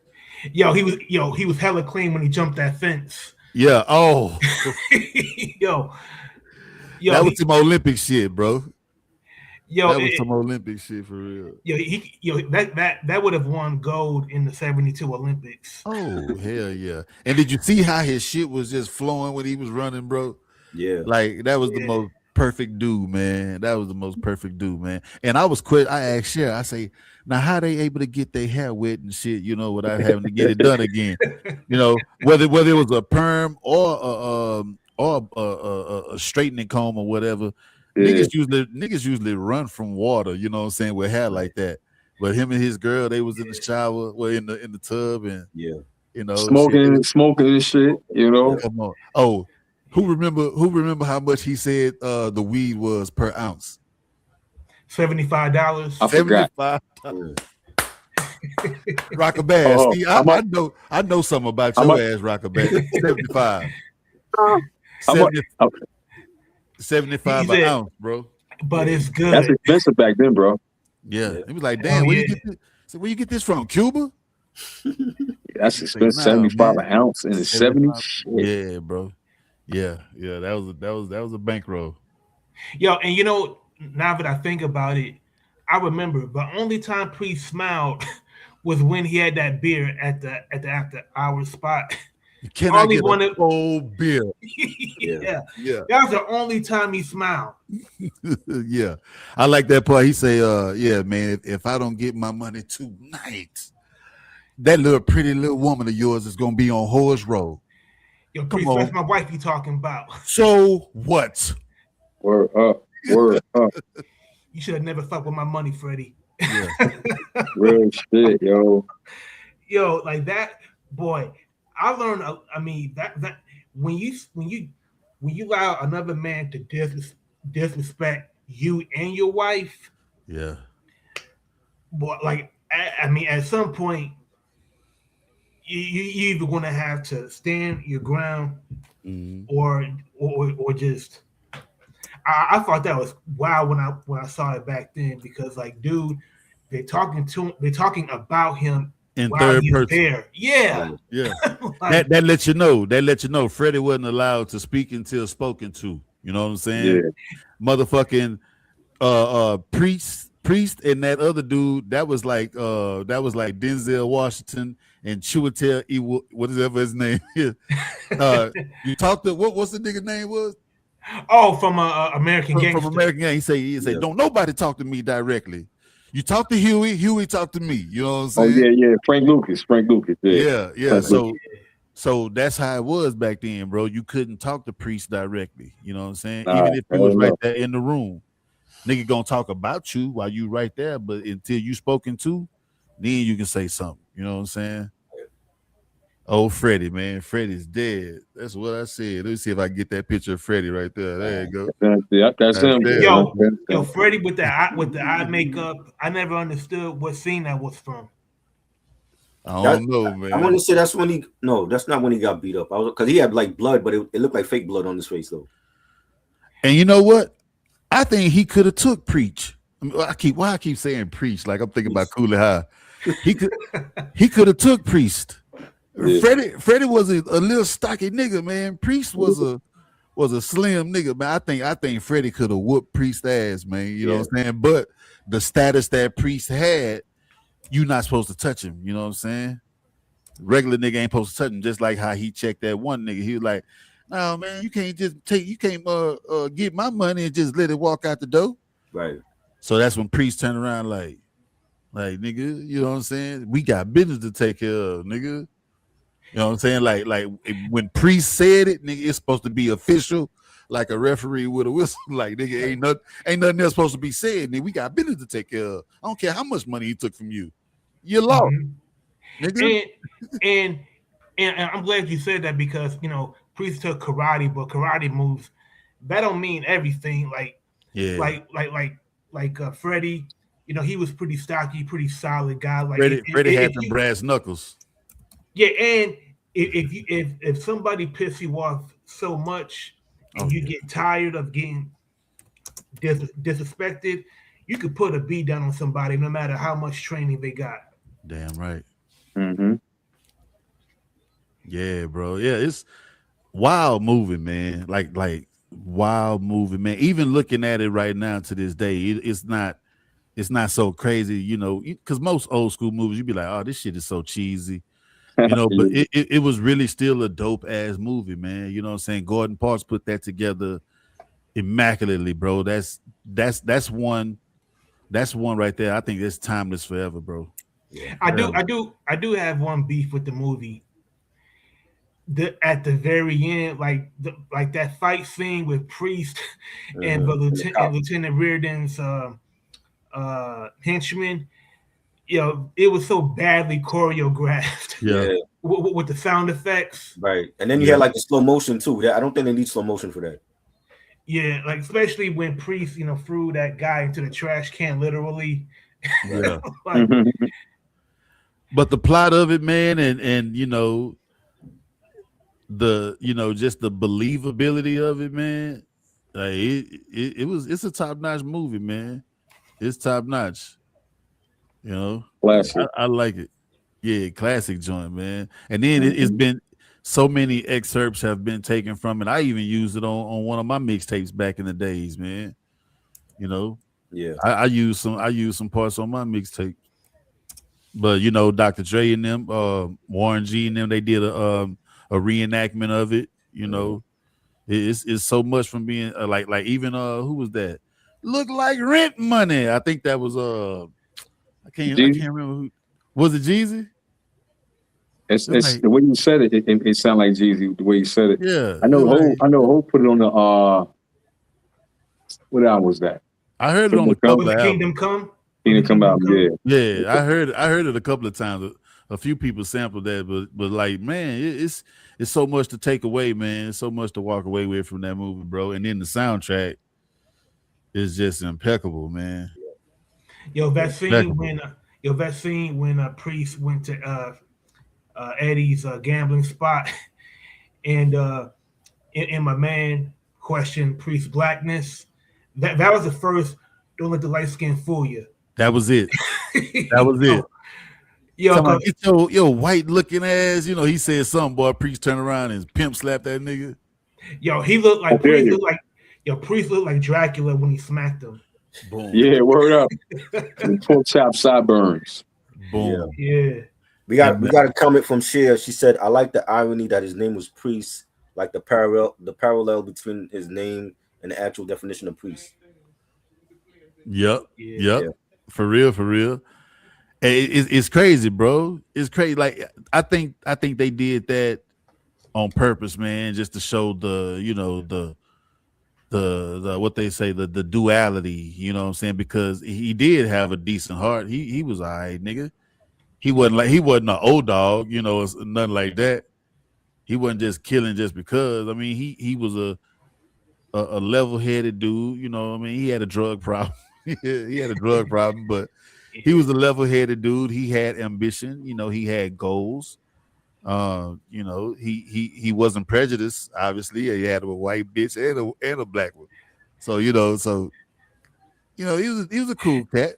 But he knew how he wasn't a pimp, but he knew how to lay the pimp pan down. Like Yeah, when he was at his white girl's pad and Scatter went to go see him, and Priest was like, "Look, this may be your apartment, but you do what I tell you to do." yeah, yeah. He say, yeah. Now he gonna want to talk to me when he come in here, so I'm gonna need you to go in the bedroom. But this is my apartment, and he was like, he You say, do I what I, don't you do care. what I tell Yeah, you to do. I don't care. You do what I. Yeah, yeah, yeah. He got dead on her ass, and what she did, she got right on up, took her ass on up in that room, man. Right. You know what I'm saying, man? But yeah, man, dope movie, bro. Dope. I think you know what I never understood. Can somebody explain to me What's that? if Ron O'Neal himself could not produce a good sequel to Superfly in 1973, then why did so many people think they could? But Return of Superfly was whack. The remake of Superfly in 2018 That was was even bad. worse. Yeah. Oh yeah, that was That horrible, was bro. ugly. Like That was, number one. First of all, let's start with the music. Whoever did the music for the 2018 version, yo, it wasn't even going to come close to being as great as Curtis Mayfield. And two, Ron O'Neal was a classically trained actor. Like he did Shakespeare plays. Like he could do more than Superfly. But the point is, like Homeboy could not act his way out of a paper bag. And damn. and now when people think of Superfly, they don't even think of a 1972 version. They think of the 2018 version. Nah, that's the new millennium, man. That's the Gen, what they call them, Gen Zers. That's Yeah. all they know. But nah, bro, like OGs, if you know, man. You know what I'm saying? Hmm. It's only one Superfly. There's only Hmm. one, and that's that original. That's it, man. We don't really even consider nothing else. No remake, no part two. It ain't nothing like that first one. What's everybody's favorite song from the Superfly album? Hmm. Freddie's I'm your Freddie's dead. mama, I'm your Freddie's daddy, and dead. I that mean, nigga in that alley. give me your love. There's so many. Like the whole soundtrack to me is a classic. I'm your pusher. I mean, Pusher Man, fire. I would probably have to say no thing on me. That was good too. Yeah. No thing on me, yeah. I'm so Yeah. glad I got my own. So glad that I can see my life's a natural high. The The man man can't can't put put no no thing thing on on me. me. Yeah, that's and they remade that down here, man. They made a song called "The Bunny Hop" down here, man. It's from I think it's from New Orleans. You know what I'm saying? They kind of switch the words up, and at the end they say, "Come on and bunny hop with me," and it's like a dance to it and everything. Like everybody will get up out their seat and go do the dance as soon as the song come on. Like it's crazy. So they kind of gave another lifespan to it down here, man, to that sample. Yeah. You know what I'm saying? And also, I remember Wale and Rick Ross. They had a sample of "Give Me Your Love" in one of their songs. That was Uh, the way. That way. Yeah, the way you Yeah. feel. Yeah. Yeah. Who was that on there? Jeremiah. Jeremiah Yeah, was on Jeremiah there. was on the hook. Yeah. That's right. Try. That's Yeah. it. I think it was on the Lotus Bomb album or something. That was on Wally's album in the self-made compilation. Yeah. Yeah. Yes, sir. Yes, sir. Yeah, man. Like, I think like Pusha Man is like Pusha Man is one of those songs. No bullshit. That might be one of the Yeah. one Ice-T. one of the dopest rap songs that wasn't a rap song. Right. If you think about it, like you could play Pusha Man behind any rap song, Mhm. about the dope game. Mhm. Yeah, Ice-T is the one that introduced it to our generation because we didn't know nothing about Superfly. Mhm. But when Ice-T came out with I'm Your Pusher, that introduced us to it, and it started up a whole nother, generation of people who went back to do their homework on that, man. And we started doing the same thing each and every generation. Like somebody's gonna see the 2018 version and do their research and they find out, oh, that came from a movie from 1972. Let me go check that bitch out. Right. And now you got a whole nother generation of fans, man. So that's just the beauty of how it's able to be reintroduced generation after generation, man, and people like it, just as equally as the generations before them, man, because it's just so timeless and it's got, never mind the fighting scenes and all that shit but Yeah. the message of it is just so timeless and so universal, It's one of them ones, man. Like I like shit like the Mac too, but Mm. the Mac, in a sense, the Mac is a little kind of like unbelievable. Like, you got women that will sell their bodies, for a man and everything, but it just gets to a point where it's like, all right, man, this is kind of I like it's poured on kind of thick a little bit, I You want to get- be your mama. I want to be your daddy. I want to be your friend. I want to be your lover. All you got to do is do what I do, baby. Just do what I say, baby. Like, come on, man. Like, but who's but the going for thing, that shit nowadays? You know what I'm saying? but the thing about that dialogue, is that you've heard it in popular media since then. For example, um, didn't Charbel, you would know, didn't Prince he had a lyric about he used some of that dialogue for "I Want to Be Your Lover." Yeah. Yo, he got that from the Mac, Mhm. and Okay. then Martin did a parody of it. That remember the episode when Martin and Gina they couldn't Yeah. they couldn't decide how they met each other. Everybody And- had their rendition. Yeah. Right. Yeah. Yeah, and One of Martin, my favorite episodes. yeah, and Martin thought he was a pimp on Yeah. like Master Julian, with the platforms and the But did you remember the move he did when he put the leg up? He put the leg Yeah. up, kind of like, damn it, Martin, man. Hey, I know this might be off topic, man, but I just No. want to ask, bro, Martin or Fresh Prince? Martin all day. Fresh All right, Prince. Martin or Jamie Foxx, man. Martin. Yeah, bro, I love me some Martin, man. Yeah.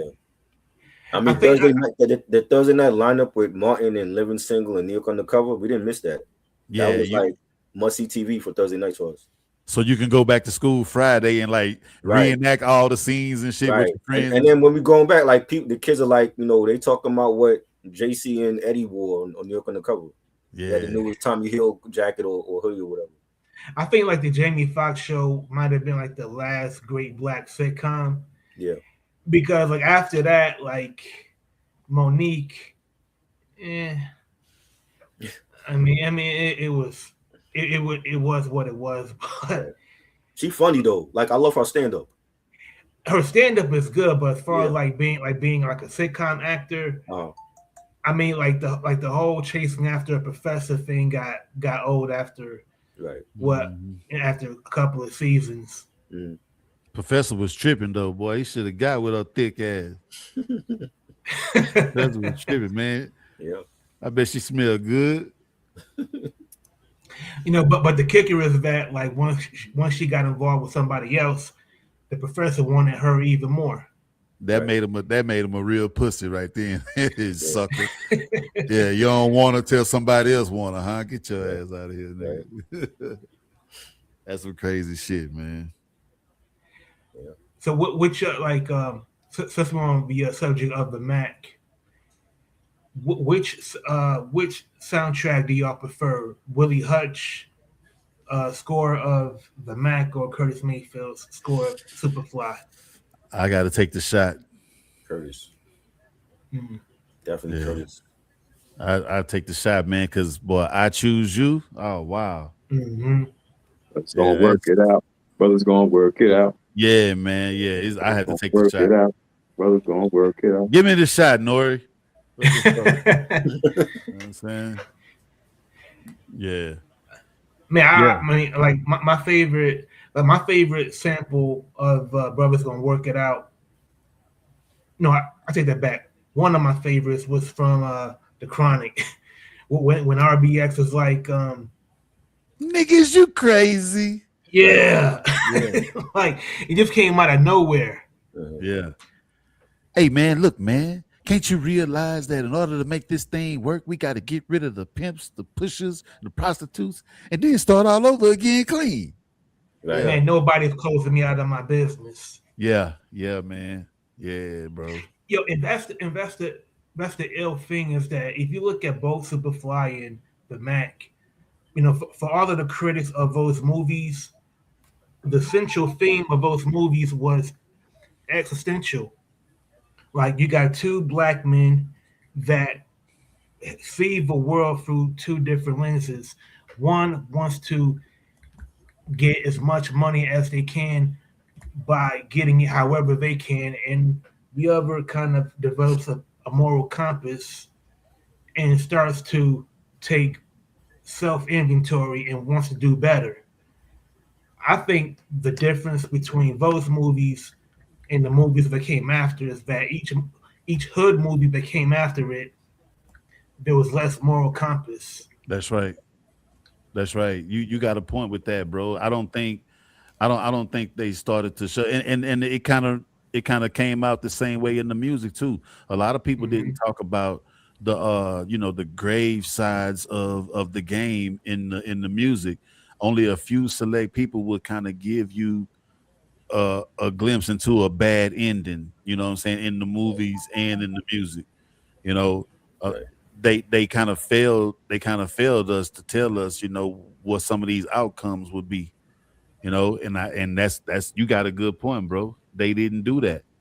I don't remember one part of, like, and I don't mean to pick on these cats, but now, so okay, let's go boys in the hood. Let's go boys in the hood.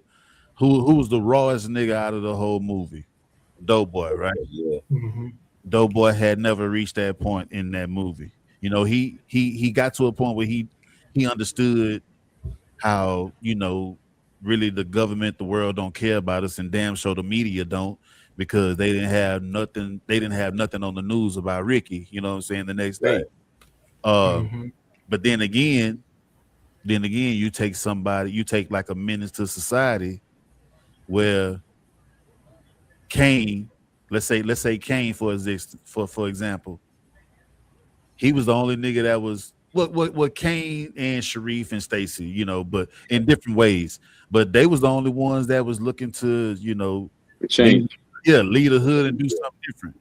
Yeah. You know what I'm saying? So either they didn't give us the other side, or they kind of gave us a film where we got a chance to see characters that chose either this side or that side, and then you kind of seen the outcome. The irony of the dude that was getting ready to go out of town ends up getting killed, but the gangster motherfucker still alive, but he did end up getting locked up at the end, but he's still alive and shit. So, it's just, And, it came different ways, but it was nothing like the old school. Oh, and that's kind of like the Pac song. It was nothing like the right. old, And then but it was just, it was nothing how to like how the old school would show us, people actually trying to get out of the game, people trying to change and shit, you know. And then by the time Doughboy got the message and he's sitting on the porch and he's talking to the Trey, he got gunned down after. That's right. Yeah. That's like, right. Like weeks later, some shit like that. Yep. Yeah. So that was crazy too.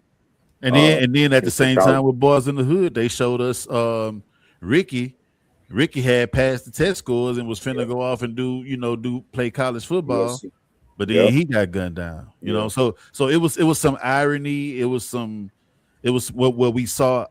Actual decisions being made to not change or to change, and then we saw in some cases where people who was on their way out, gotta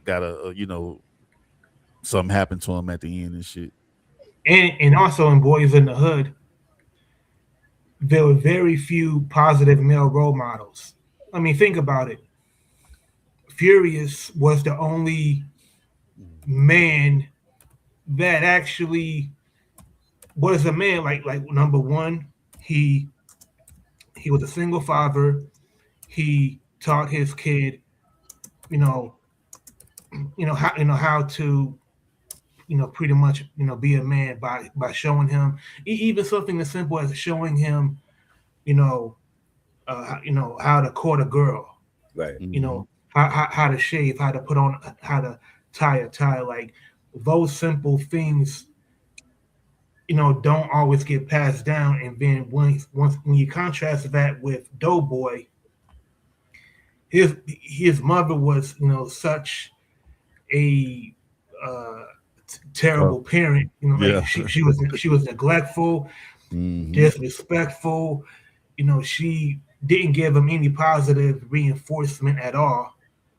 So once Doughboy started going into the streets, she's mad that Doughboy is acting out and causing problems in the house, but you didn't do anything to to help steer him with better values and morals. The only time we saw a good side of her was when the recruiter came to the house. She was showing all 32 teeth in. Yeah, right. Hell yeah. Yeah. Yep. Yeah, the father, I respect him too, man, because he was really teaching us, just morals, and he taught his son structure and accountability and just how to be a man, and instead of you just use your idle time to play with your friends, which I know you will have anyway. Let me teach you some form of responsibility. Let me have you do some chores, and just basically how can I say it? Train the mindset of And then on top of that, man, he always dropped jewels. Like remember when they visit his office, and he dropped the jewels back then The real on estate.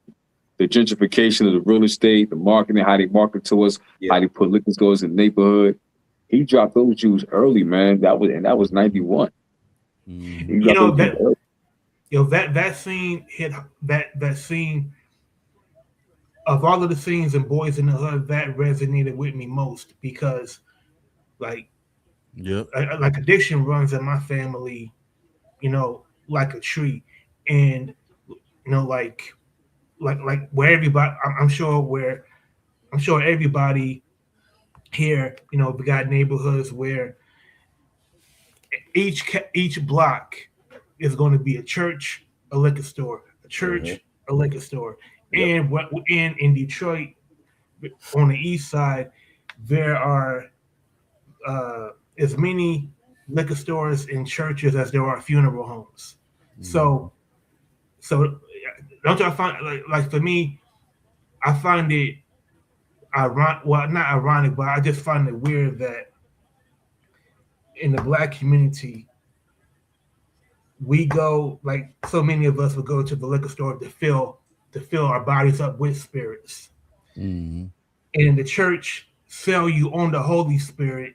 And then once you die, you go to the funeral home for your spirit, to be celebrated and go into the afterlife. Damn, Rocker Bass, you ate on that one right there. That's some good shit, bro. That's some good shit right there. Yeah, I ain't gonna lie, bro. When I first heard that part right there, that scene where Furious was talking to them, I started looking around my own neighborhood after that. Like it's real exactly what he was saying. It was just liquor stores and pawn shops. We don't have gun shops, but pawn shops, and most pawn shops people would go buy their guns from. You know what I'm saying? But yeah, that was all that was around the way. It's a street, down the block. It's a pawn shop right across the street from each other, like straight up competition. Come sell us your all your possessions. When you're low on cash and you go buy dope or pay your bills or whatever it is, man. But all that's up and down the street, bro. And I saw a meme the other day, man, or a reel or whatever, where this chick she was saying, these other races and nationalities, they come over here and they sell us our own shit. They got the seafood, the Cajun seafood joints. Like out here, we got Cajun seafood joints out here, but the Cajun seafood joints be owned by like Vietnamese and shit like that. The beauty supply stores where all the girls go get they hair and they lashes and all that old shit. That shit owned by the Chinese and all that, bro. The food we don't even go to black restaurants. We'll go get the oxtails from another nationality and they shit. gentrified it down. Yeah, bro. And they moved into our neighborhoods and started selling us our shit. Right. But we won't support, somebody that look like us that's selling the same shit. We gonna go and just keep on continuing their success for them. Well, they get to send their kids to college in a BMW and shit, while we struggling trying to, put together our next whatever, you know what I'm saying, bills or whatever, man. It's just crazy, man. Yeah. And they was talking, like you said, they was talking about that in 91, bro. Yeah. And one of a few consistent black-owned businesses, I would argue, in any black neighborhood is the barbershop. Right.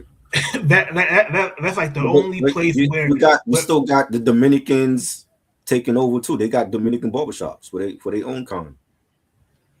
I heard that about like especially East Coast, like New York and shit. Like it's a lot of Dominican hair salons and barbershops and shit like that. When did the Dominicans be the holy grail for hair? They know how to do hair. Like the women know how to do. The women know how to do the women's hair, and then the guys I had a younger cousin that he used to go to a Dominican barbershop, and they know how to cut our people's hair as well as their people hair. That's an insult to my man down there in that corner right there, man. Not at all. Not at all. Not at all. Good look there. Not at all. I'm being honest, bro.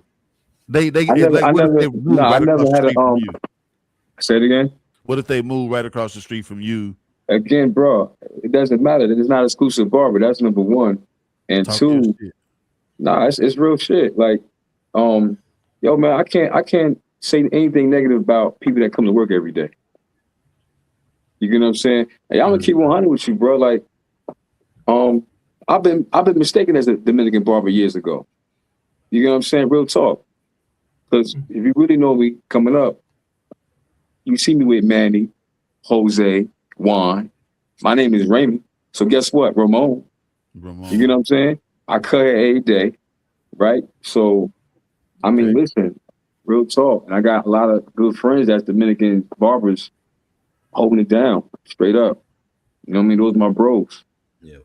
Real talk, you know what I mean? And they deserve everything they got because they come to work every day. They're not making excuses of why they can't come to work. You get what I'm saying? They go in. Real talk. I used to as a kid, I used to go to a barbershop and the cat was Dominican. He used to always call me Amigo. So that was like my nickname from him. He used to call me Amigo. Yo, let me tell you something, bro. Let me tell y'all something, yo. Tell you some real shit. I had three Dominican best friends. And all their families stick together. Yeah. And they make shit happen together. I got one friend, him and his brothers and sisters surprised their mom they built it. They did like they took like a year to build their business, and surprised their mom. They had a business like the next year. Wow. I watched another one of my Dominican friends make a business during the pandemic. We got the same accountant. They cleared something crazy. You know what I'm saying? The next year, right? Then I got another Dominican friend. They already had businesses, whatever, right? Then they grew. Something happened to one of them, got a settlement. They flipped it. They had a birthday party, bro.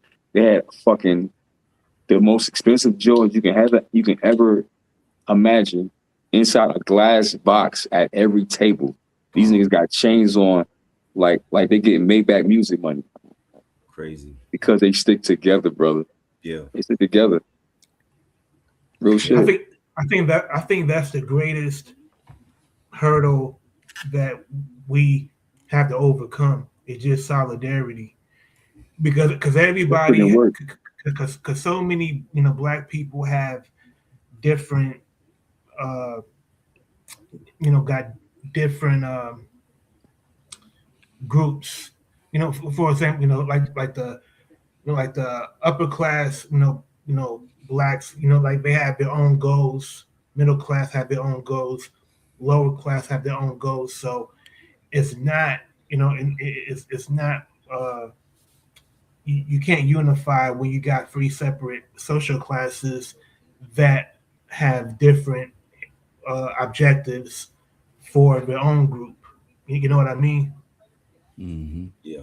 We got a comment from Mark Nash. She said she didn't like Doughboy's daddy as much. She liked Ricky's dad. That was common in broken homes. He's talking about Doughboy and Ricky's mom in the film. Oh yeah. She had a thing for was it Styles? That was the name? Yeah, Fury. Yeah, she like what's his name? Trey's pops. She like Trey. What's his name? Lawrence Fishburne. Lawrence Fishburne. Yeah, she had a thing for Trey.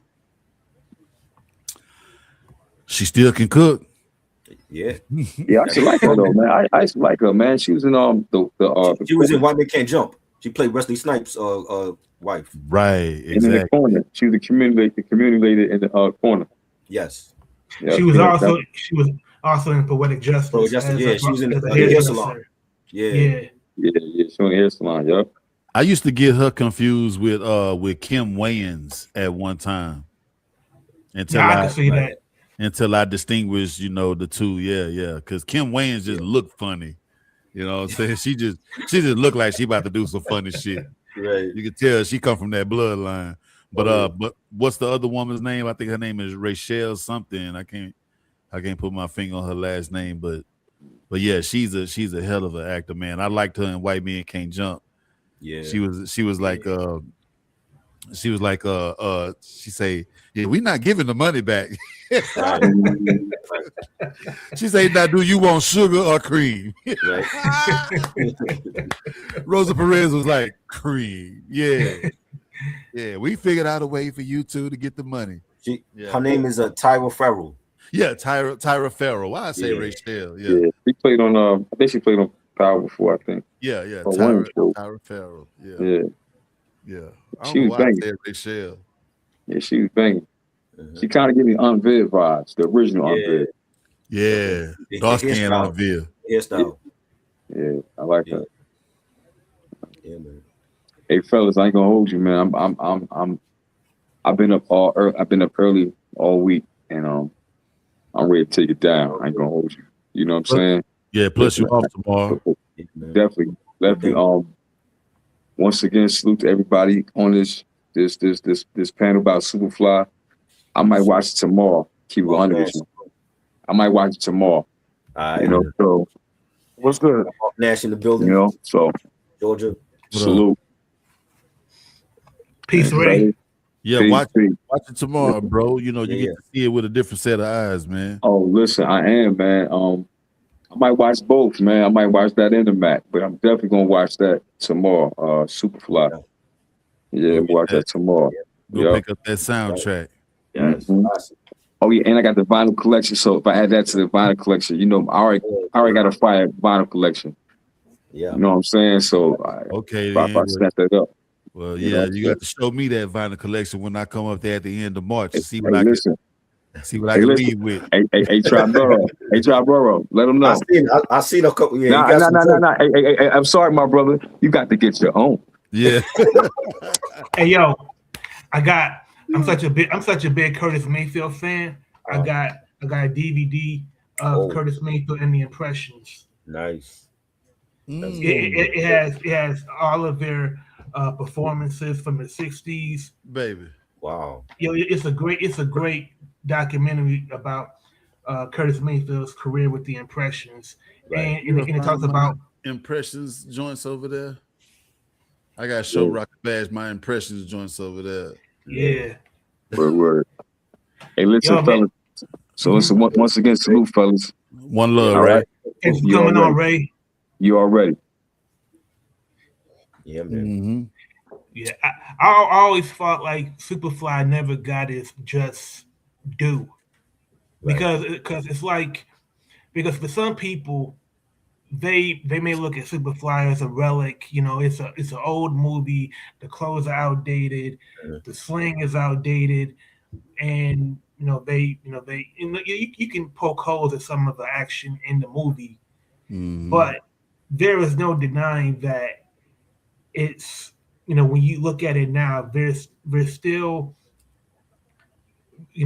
aspects of that movie that is still relevant to Black people, that is relevant to the streets, like Dane just talked about how, like the about car culture.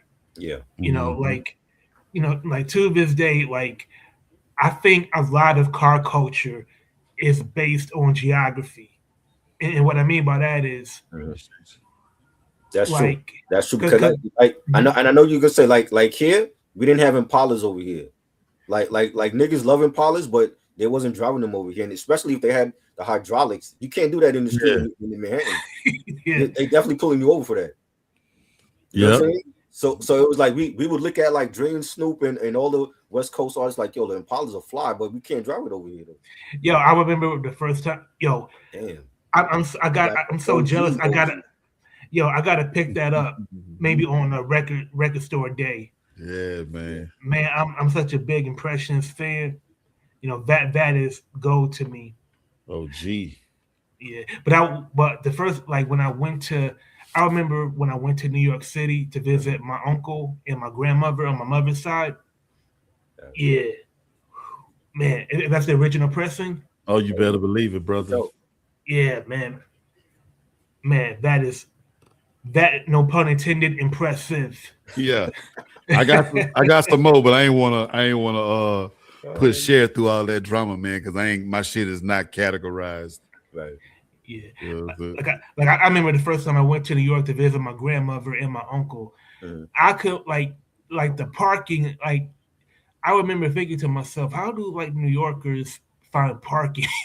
how do you even like? It would be hella stressful to have a car and get to work to and from without worrying if you're gonna have a parking spot once you get home. The key is you don't drive to Manhattan, because Manhattan, it costs too much money to park your car. Like you take the bus or the train, and if like in the boroughs, then you could park your car, but not in Manhattan. Manhattan, I would never drive to Manhattan. Damn. Oh, okay. Yeah, because my grandmother and uncle lives in Harlem. Yeah. and you take the train up there. And once I started going, I don't remember if I went elsewhere, but I remember that made a very big impression on me. And I remember once I got home back to Detroit, I was so happy. I was like, wow, and maybe it's because like New York is so concentrated. Yeah.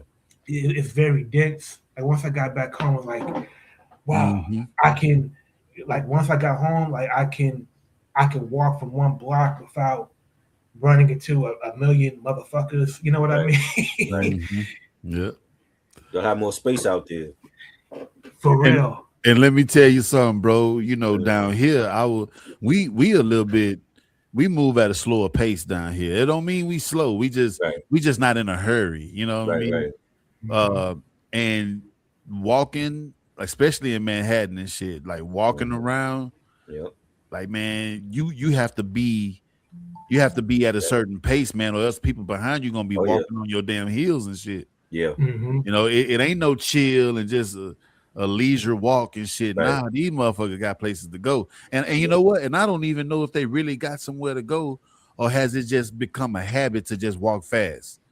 Like I was out in Brooklyn with Rich one day, and we walked from Lace Spot up there to Fulton, you know, Yeah. Tri-Bird Road to go get some backwoods or to get some pizza from Not Raised or something like that. And this nigga Rich was just walking fast. And I'm like, Yeah. are we in a hurry? Like It's why? just because we used to it. That's why. So it's like especially if you're in Manhattan, and it's like a good exercise on your calves. Okay. You know what I'm saying? Because it's like everybody is walking fast at the same pace, and they got places to go. But like in Brooklyn, it's like especially the pizza spot right there to the backward spot. It's like you ain't got to rush. That's right. And I was wondering, I was like, why this nigga rushing, bro? Yeah. Like, why the fuck is he walking so fast, bro? We just used to that. And he just used to it, man. Yeah. Just stepping fast, bro. I'm like, wow. I think H-Town is a whole different thing. Even in even the way we drive, like we don't even drive fast. I think you know the speeding is like 80 to us out here. Like the fuck you going so fast for? Right. 80 miles per hour. That's crazy. Yeah. Like 65 is like the sweet spot. Right. But and I know it's not a lot of highway and shit out there in New York, but I'm pretty sure that commute from maybe like New York to Jersey or vice versa, Long Island. That's probably some of the most highway action niggas get out there because everything's so congested. You know what I mean? And like here in Detroit, like driving on the freeway is pretty. Like you can drive, you can drive on neutral. You know, the further you leave from the city. Mm-hmm. So if you go into the suburbs, you can drive on neutral. You know, you don't really have to gas it a lot. But what you mean neutral? Well, for example, like when you especially at night, like when you if you drive going away from the city, like Farmington, Bloomfield, Livonia, like there's less cars on the road, right? You know, so you don't really have to gas it as much. When you said neutral, I thought you meant in the geared neutral. Oh no. Okay, because I was like, you can't even. Yeah, okay. Yeah. I misspoke. Okay, yeah, I thought it was a regional thing. No. Try to figure it out. Like, okay, y'all got different kind of cars up there. Hey, I'm glad you called me on it because but like when you drive into the city, like especially once you hit the Johnson Lodge Freeway, there's so much road construction. It's like there's 3 lanes, and then the further you go into the city by the freeway, 3 lanes become 2 lanes, and then 2 lanes become 1 lane. So a lot of times, man, like I may get off on the exit and just take the side streets, to get like to like City County Building, for example, or go to Little Caesars Arena, to see the Pistons. Right. Like a lot of the urban planning can be a lot better. And when you mention like in Houston how it's much slower, like I wish from an urban planning point of view, like they can make the traffic much better, for freeway driving. Now, either I have to get out to Detroit more, or I need to watch more basketball because I thought the Pistons still played at the Palace around this bitch. No. Oh no, no! I mean that's been the Palace was demolished in I think around 2015. Okay, like we've been playing at Little Caesars Arena since 2017. Okay, all right. And Little Caesars Arena is on Woodward, It's on Woodward and the Fisher Service Drive.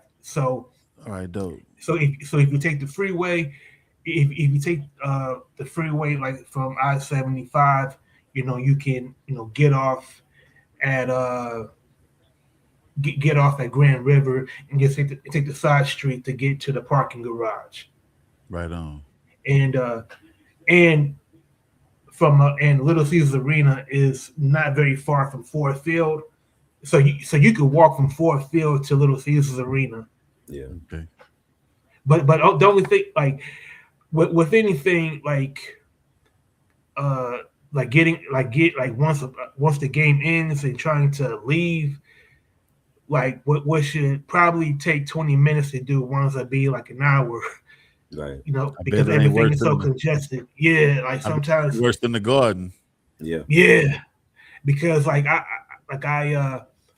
seen concerts there, and the concert, like say if the concert lets out at say around 11:30, you ain't gonna get home until 2:00. Jeez, bro. Wow, that's crazy. Now it's like that right now because the rodeo just kicked off, and the cook-off and everything just kicked off. And right over there by NRG, is it NRG or Reliant? What's the name of the motherfucker nowadays? NRG and the Astrodome and shit. Right. It's crazy over there. It take hours to get through that little 1 or 2 mile span right there. It's gonna be like that for like the next couple of weeks, bro. Mm-hmm. You know what I'm saying? So I can imagine what try. I know the Garden is like the crazy place to get away from, after games and shit. We got it. Sometimes we got to leave the game early, like especially we know our team gonna win. Yeah, leave the game early so that we can beat the traffic and go back to the subway. And because once everybody is let out, it's gonna, like what Rocco was saying, it's gonna have the same problem. People drove in from outside of the city, so they gotta get to their cars. They're gonna go to Penn Station. They're gonna go to the regular subway. So it's gonna be a mess. Damn, bro. Ooh, man. Yeah, I hear you, man. Hey, fellas. Hey, I hate to run, bros. You know what I mean? I didn't know. Anyway. Yeah. I didn't know how much longer y'all was gonna go and shit. Real quick before we sign off. Does Houston? Show that. Yeah. If you don't have the album, get it on vinyl, especially. Get the one with the flap. Try got the deluxe. Got the deluxe. Nah, this is the OG, no deluxe. This is the OG. That's 72. Yeah, this the OG. Yeah, this one's 72 as well, man. I don't know why this one didn't have the flap. It might have been limited edition because there's some albums like I got the Sly Stone Riot album with the actual news clipping. A lot of people don't have that one, so I don't know what they were doing back in the 70s. But it's possible that the copy of Superfly without the flap might be an import. Yeah, that's true too. Yeah, I know they re-released it too. No doubt. I have to look on Discogs, man, and look up the number and shit and see what's on there. But man, I appreciate it, bro.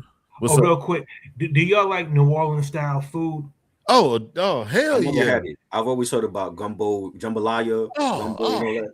I heard y'all talking about it. I heard y'all talk about it the other day on the Hall of Fame episode. Yes, bro. Listen, those are our next door neighbors. The Cajun food is our life in Houston, Texas. Look, H-Town is barbecue, Cajun food, bro, and soul food. Barbecue, Cajun food, and soul food is H-Town. But we have a blend of so many cultures and nationalities here that it's any kind of food that you want, man. I mean, and everybody cooks everything different. You know what I'm saying? Like you got black folk oxtails, and then you got the Caribbean people with their oxtails as well. Right. So everybody do, and then you got the Cajun food, and then like I said, you got the Vietnamese Cajun food. Right. Where they sauce it up and spice it up a little bit more, but they got the boiled bag with the crawfish, the shrimp, the corn, potato, corn, all of that, bro. So man, like but that's our thing down here, and I love fucking Cajun food, bro. Right. Same here, man. Like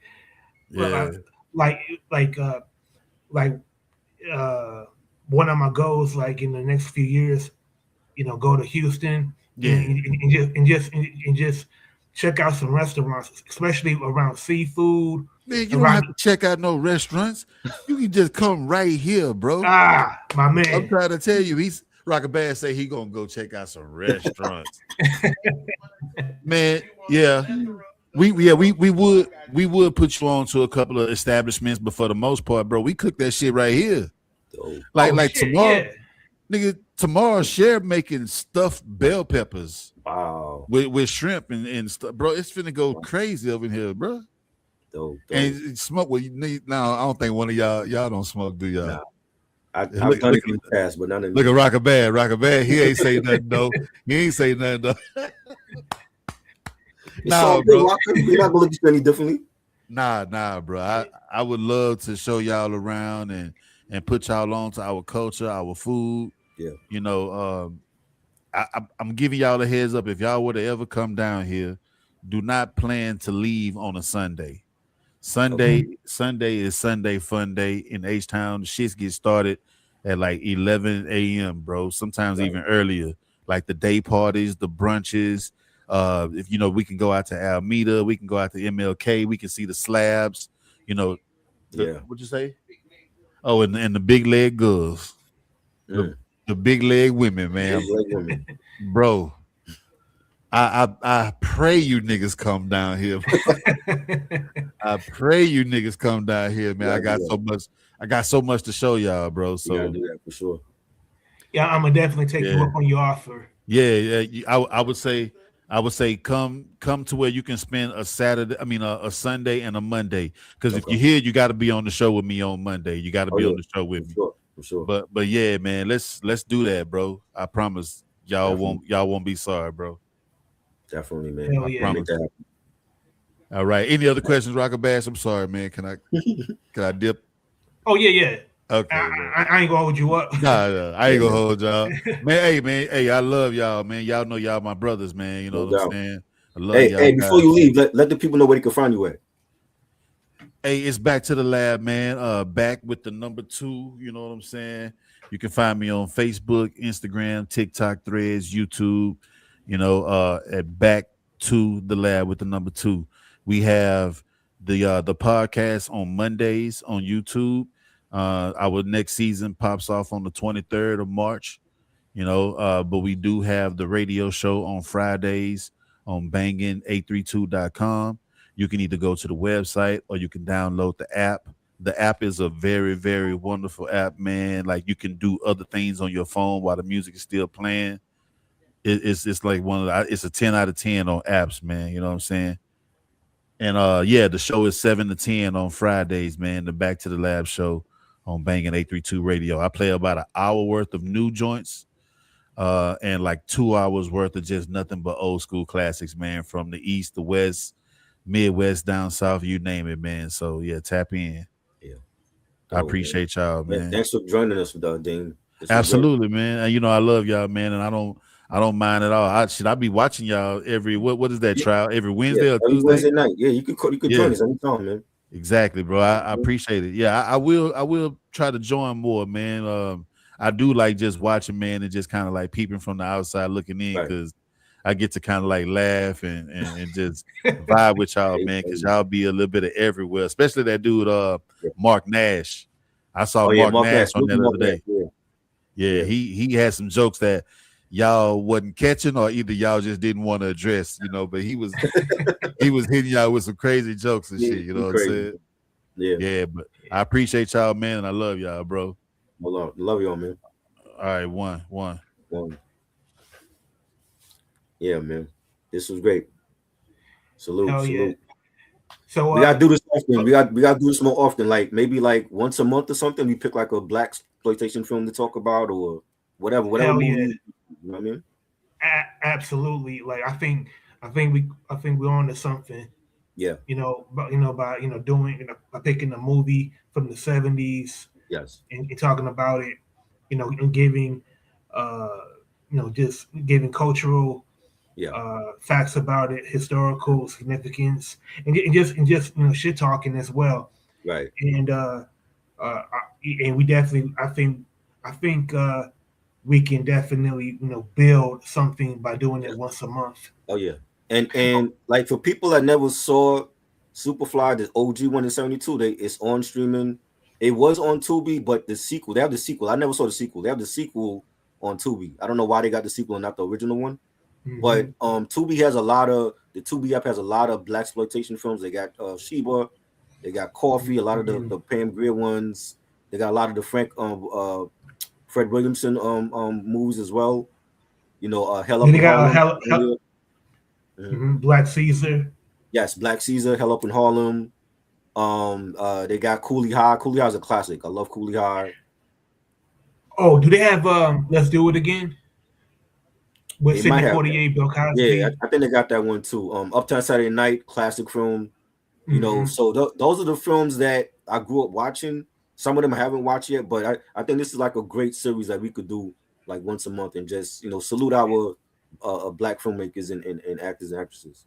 And as an aside, the first time I saw Let's Do It Again, that was the first time I saw Bill Cosby with facial hair. Wow.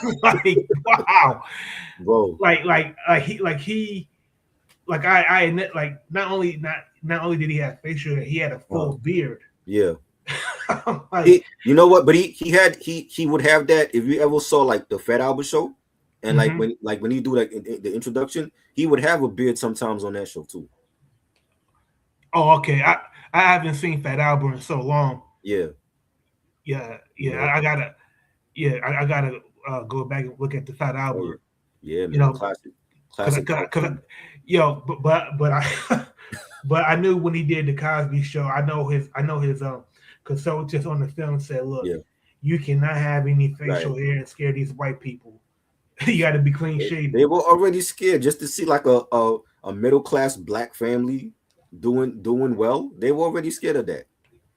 You know what I'm saying? And it's like that's why they kept switching around the days. On Monday at 8 p.m., then it's like Thursday at 8 p.m. and it's like they kept switching around his show. They didn't know what to do with him. And I think the actor that played Cliff's father, I wish he would have gotten more episodes. Yeah, the grandparents, they were funny when they would come to the house. I love the scene when remember when Theo he got his ear pierced. His ear pierced. I remember that. And he tried to hide it. Yeah, he tried to hide it from his father. Yeah. And then the grandfather, he told Theo that Cliff, he had once tried to he had got his hair conked. Yes. Because it was the 60s and he tried to look. He was trying to have his hair straightened and his hair fell out. Yes. And then the grandmother talked about how Cliff's father had tried to woo her, back when he was courting her, and he had gotten a tattoo of her name on his chest, and it was spelled wrong.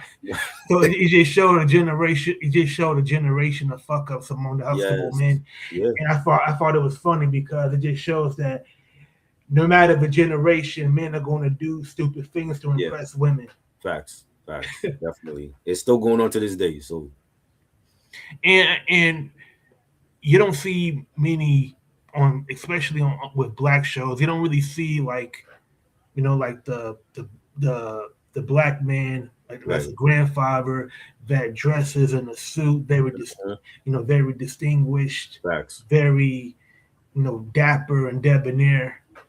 The only one I would say like the OGs, like I had OG uncles and like even my grandfather, like I never seen my grandfather in sneakers. He didn't wear sneakers. You know what I'm saying? Like he was shoes every day. He had his fedora. He had his button up shirt or blazer. That's how he dressed. Like I feel like the OGs back then, that's how they would dress. The OGs now, they trying to dress like us. They want to wear the sweatsuits. They want to wear the Yeezys, everything. And to me, that's where it goes awry because like a man in his 50s should not look, like a YN. I ain't gonna hold you. Like the the sweatshirts are comfortable. You know what I'm saying? Like I can't see myself wearing a suit every day. You know what I'm saying? I like to look comfortable. I got to wear the hoodie, and you know what I'm saying. So, there's a way where you can dress down, but you don't right, have to. You don't have to like wear like ripped jeans and right, wear like tight ass t-shirts right, with tats, right. looking like you're in a drill video. Bro, all I can say is, yo, when I'm 50, I'm gonna look like not 50. People don't even think I'm in my 40s now. I'm like, bro, I came from good genes. It's like, but I know, like, for the OGs growing up, like seeing my uncles wear suit and ties all the time. They didn't even have to go to church; they were just wearing it. And seeing my grandfather, like, even dressed down to him was like a button up collared shirt and his fedora, and then he had like some dress slacks on and shoes. He never wore sneakers. He never he wasn't into that. I never seen him wear sneakers at all. And he's dead and gone already. You know what I'm saying? So he was always dressed to the nines. And I think that's the difference with the generations now and back then. Yeah, like whenever this is going to sound funny, but when they would have Clyde damn. You talking about Clyde Frazier? Yeah, Clyde Frazier. When Yes. Clyde Frazier, when he would do the play-by-play on TV for Knicks games, yes, I used to look forward to seeing how he dressed. Yeah, he's still dressing like that. Still, he will never change his style. He will always dress like that. Like there's some suits that he wear, and he'll get it custom made. And I'm like, yo, like you hear him say, "Oh, I got that custom made from like a tablecloth." I'm like, it ain't the 70s no more, but I get it. That's his style. So people associate the 70s style with Clyde Frazier. That's how he was dressing back then. You know what I'm saying? So now it's like it would be weird to see him in like a pair of joggers. He ain't gonna wear it.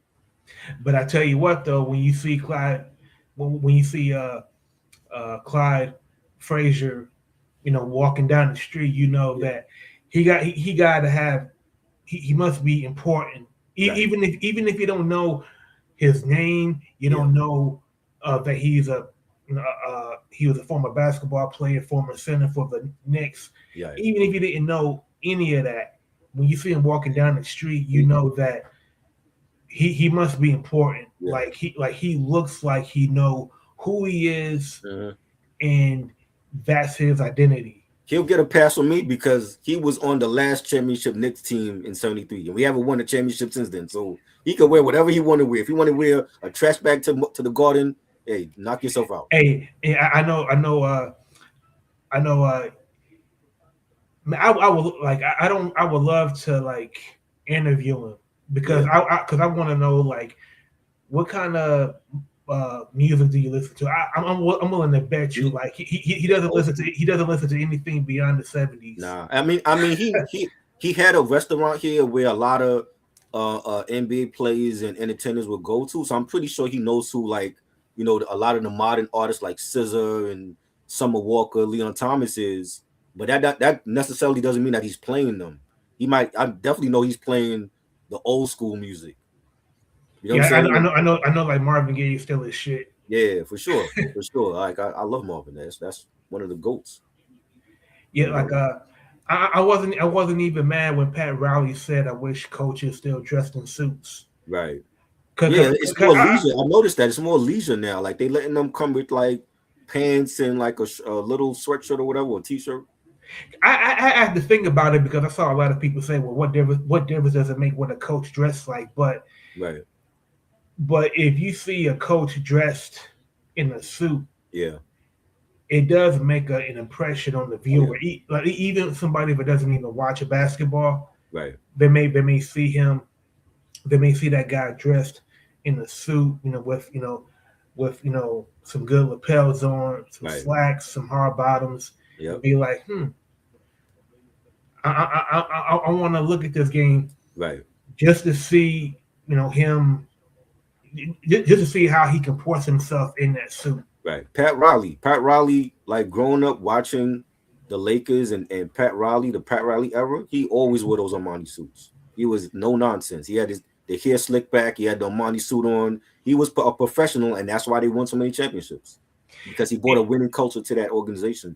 A lot of teams, you see the coaches now, they're not wearing a suit and tie. They're wearing some leisure shit. I'm like, you wonder why the Wizards lost?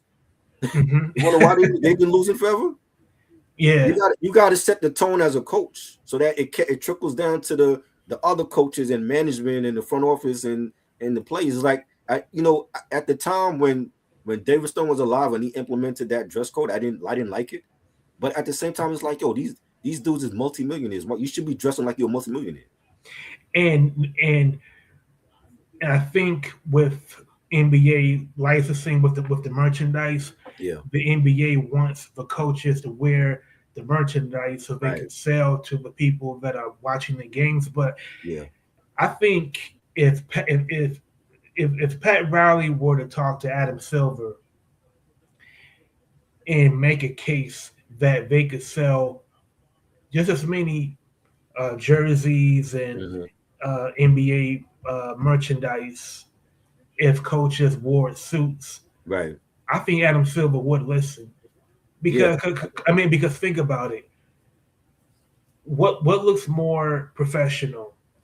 Seeing a coach dressed just like a bench warmer, or seeing a coach dressed like an executive. Yeah, you're right. The professionalism again, like it has to show, and it starts with the coach and the front office. Mm-hmm. You know what I'm saying? It's like yeah, like I love the fact that they can wear what they want coming into the arena. I mean, it's like you're a millionaire. They still got issues just like regular people, just 10 times fold now because they on TV, because people know what they do, and their financial status is being put out there for people to find out about. So you want to come into the arena comfortable, but sometimes it's like, yo, like maybe you should throw on that suit just to show people like, yes, like I'm worth $100 million. Let me show you that I can dress down to the nines as well, and I don't have to look like a thug, or you know what I mean. LeBron does that well because LeBron, he can come in with a do-rag on his head and a denim jacket and some jeans, and then he'll come in the next day dressed to kill. So he does that well. He has a good balance of his fashion sense. I think I have an idea on how they can strike a compromise, right. like for the coaches and the players. So let's say coaches and players, they want to wear casual clothes. They want to wear like track suits, warm up suits. They want to wear loose fitting clothing. Okay, you can wear that, but wear those for the games where you're not being nationally televised.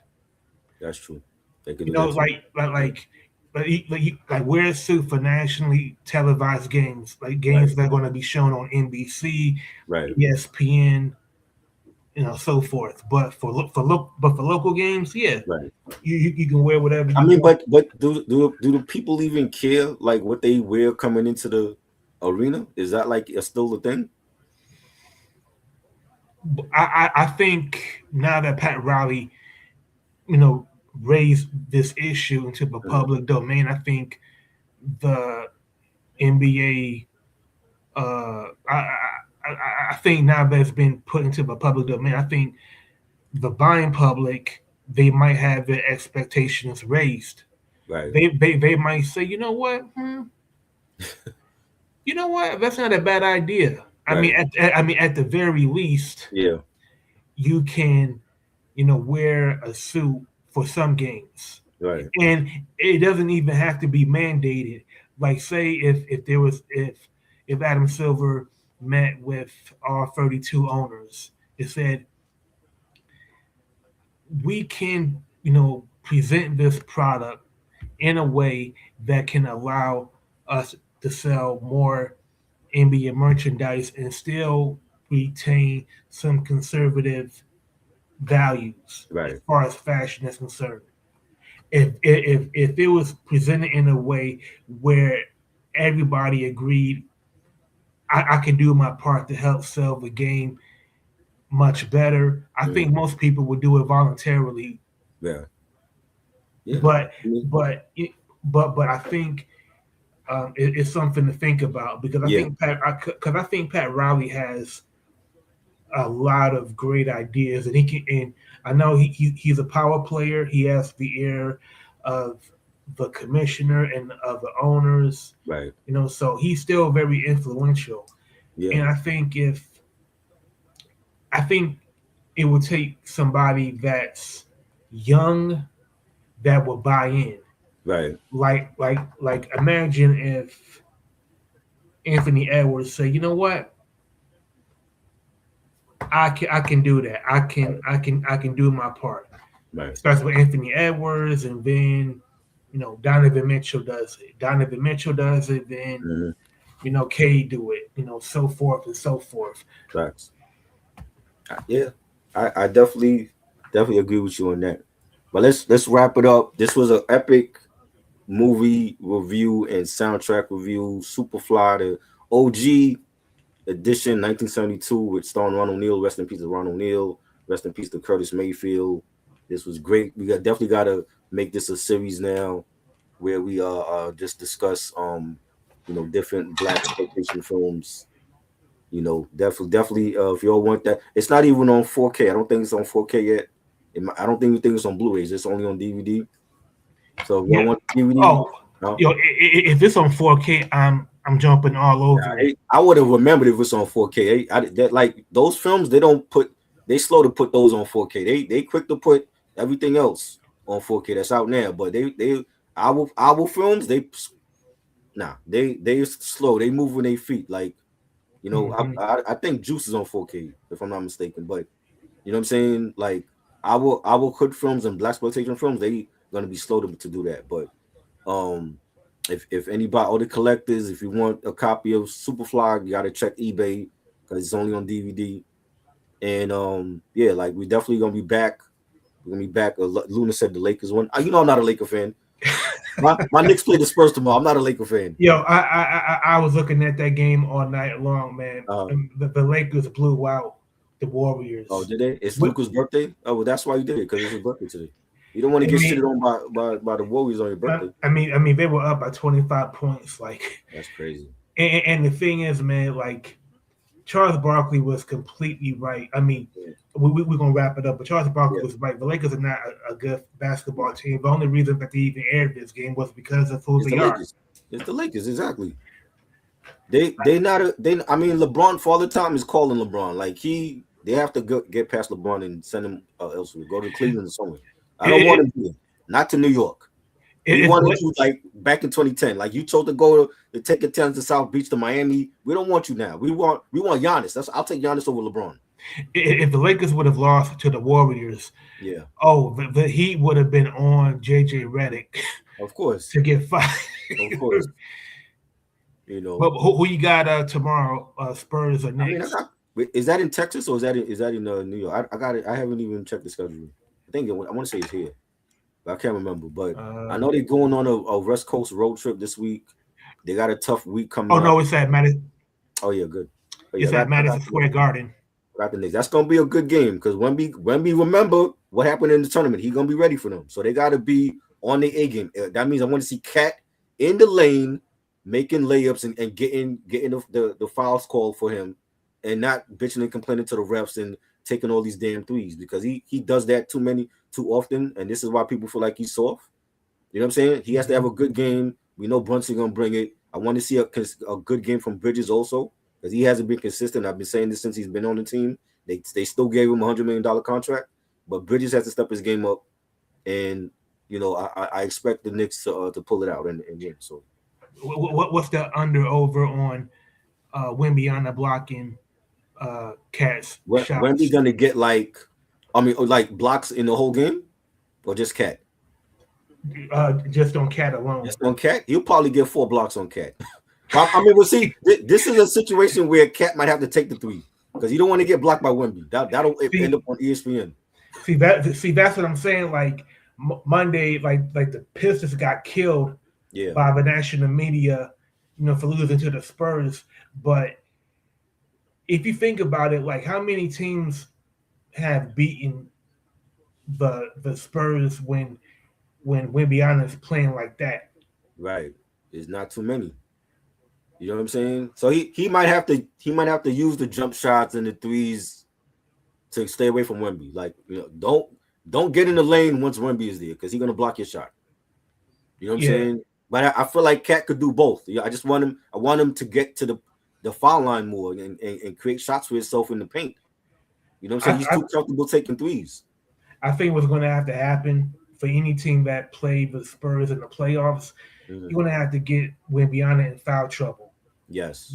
I mean that's the only way that you can really neutralize them. Look, Luna said LA and Houston can meet in the playoffs. I think the Rockets will destroy them. I think the Rockets will destroy them. Oh I God. don't think they don't got the bench like the Rockets do. Boy, that might do JJ Redick in as a coach. Yep. There's a team after that. Man, the Lakers better try and find a way to move from the 6th seed. Yeah. Try and get between seeds 4 and 5, because Houston is going to do a number on the Lakers, and JJ Redick, he's going to be the one that's going to be holding. That's going to be holding all of the holding the paper. He's going to be the one that's going to be under the most scrutiny. I saw was it Wednesday? I think it was Wednesday or Thursday. I saw Orlando had a lead on Houston, and they lost that lead to Houston. Oh my God! And Luka had a chance to shoot that 3-pointer, but he wasted too much time, bro. And the defense, got settled on him, so he passed to LeBron. LeBron threw up a prayer and take the shot. That's why they traded for you. Right? How you deferring to LeBron at this point? He took way too many dribbles when he got to that 3-point line. And it's like, and by the time he had went into the shooting motion, it was. The Magic, they had already swarmed him, so he had to swing into LeBron. If I'm Luka, I am not deferring to Reeves or LeBron. I'm taking that shot if I'm open. You know what I'm saying? That's the reason why they traded for me from Dallas. Like, why are you deferring to LeBron? To me, Luka does not play. When Luka and LeBron and AR are playing at the same time, they do not. Their offense is stagnant. Yep. They look like they're in quicksand because LeBron he's not going to move from side to side. Nope. You're not going to get him in any curl action. To get him to give him some space to shoot. So it's pretty much Luka or die with the Lakers. And Luka don't play defense, so it's like they asked out once all three. Luka plays better defense on the referees, just bitching and complaining about calls. But he's another cat. He stay complaining to the referees. Yeah, you know what I'm saying? I'm like, when Cat complains, he don't get back on defense. I'm like, bro, there's a reason why they're not calling the fouls for you, because you always complaining. I think what LeBron is going to have to do, he's going to have to tell Luka to man up. Yeah, sure. I mean, because Luka, I don't know, Luka got to be in his 20s still, and LeBron is like 41. Yeah, like I can't, I'm not good enough to carry the Lakers any longer. You're going to have to burden more of the scoring load. Facts. And play better defense in order for the Lakers to have a shot in the playoffs. Facts. At least at Luka 27, he 27 now and he don't play defense. So imagine when he's 37, he definitely ain't gonna be playing no defense. Oh yeah, by 37, Luka's going to be he's going to be playing for 2 more teams. Exactly. He's gonna be done. He's gonna be done. If he don't bring a ring to LA, they're gonna trade him. They're not even gonna stay with him by that, but for all that time. Oh yeah. And if the Lakers don't win by the turn of the next decade, that's going to be a major failure. Yeah. I mean, think about it. The Lakers won a title in 2020. The Lakers, they've traded half of their farm system for Luka. If Luka can win them a title by 2030 and it's 2026, that's an indictment on the coach and Lakers management. Facts. But yo, let's get out of here.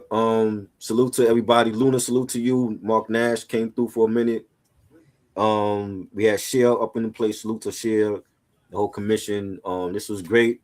We definitely gonna do this more often. I say once a month, but it's whenever you're ready, just let me know. And we definitely do this live and talk about some great black films. You know what I'm saying? So we see you all on Wednesday, 8 p.m. And I'm pretty sure there's gonna be some shit to talk about by that time. So salute to you, Rocker, as always. For real. Yeah, man. All right. Salute. Peace. Peace. Oh man.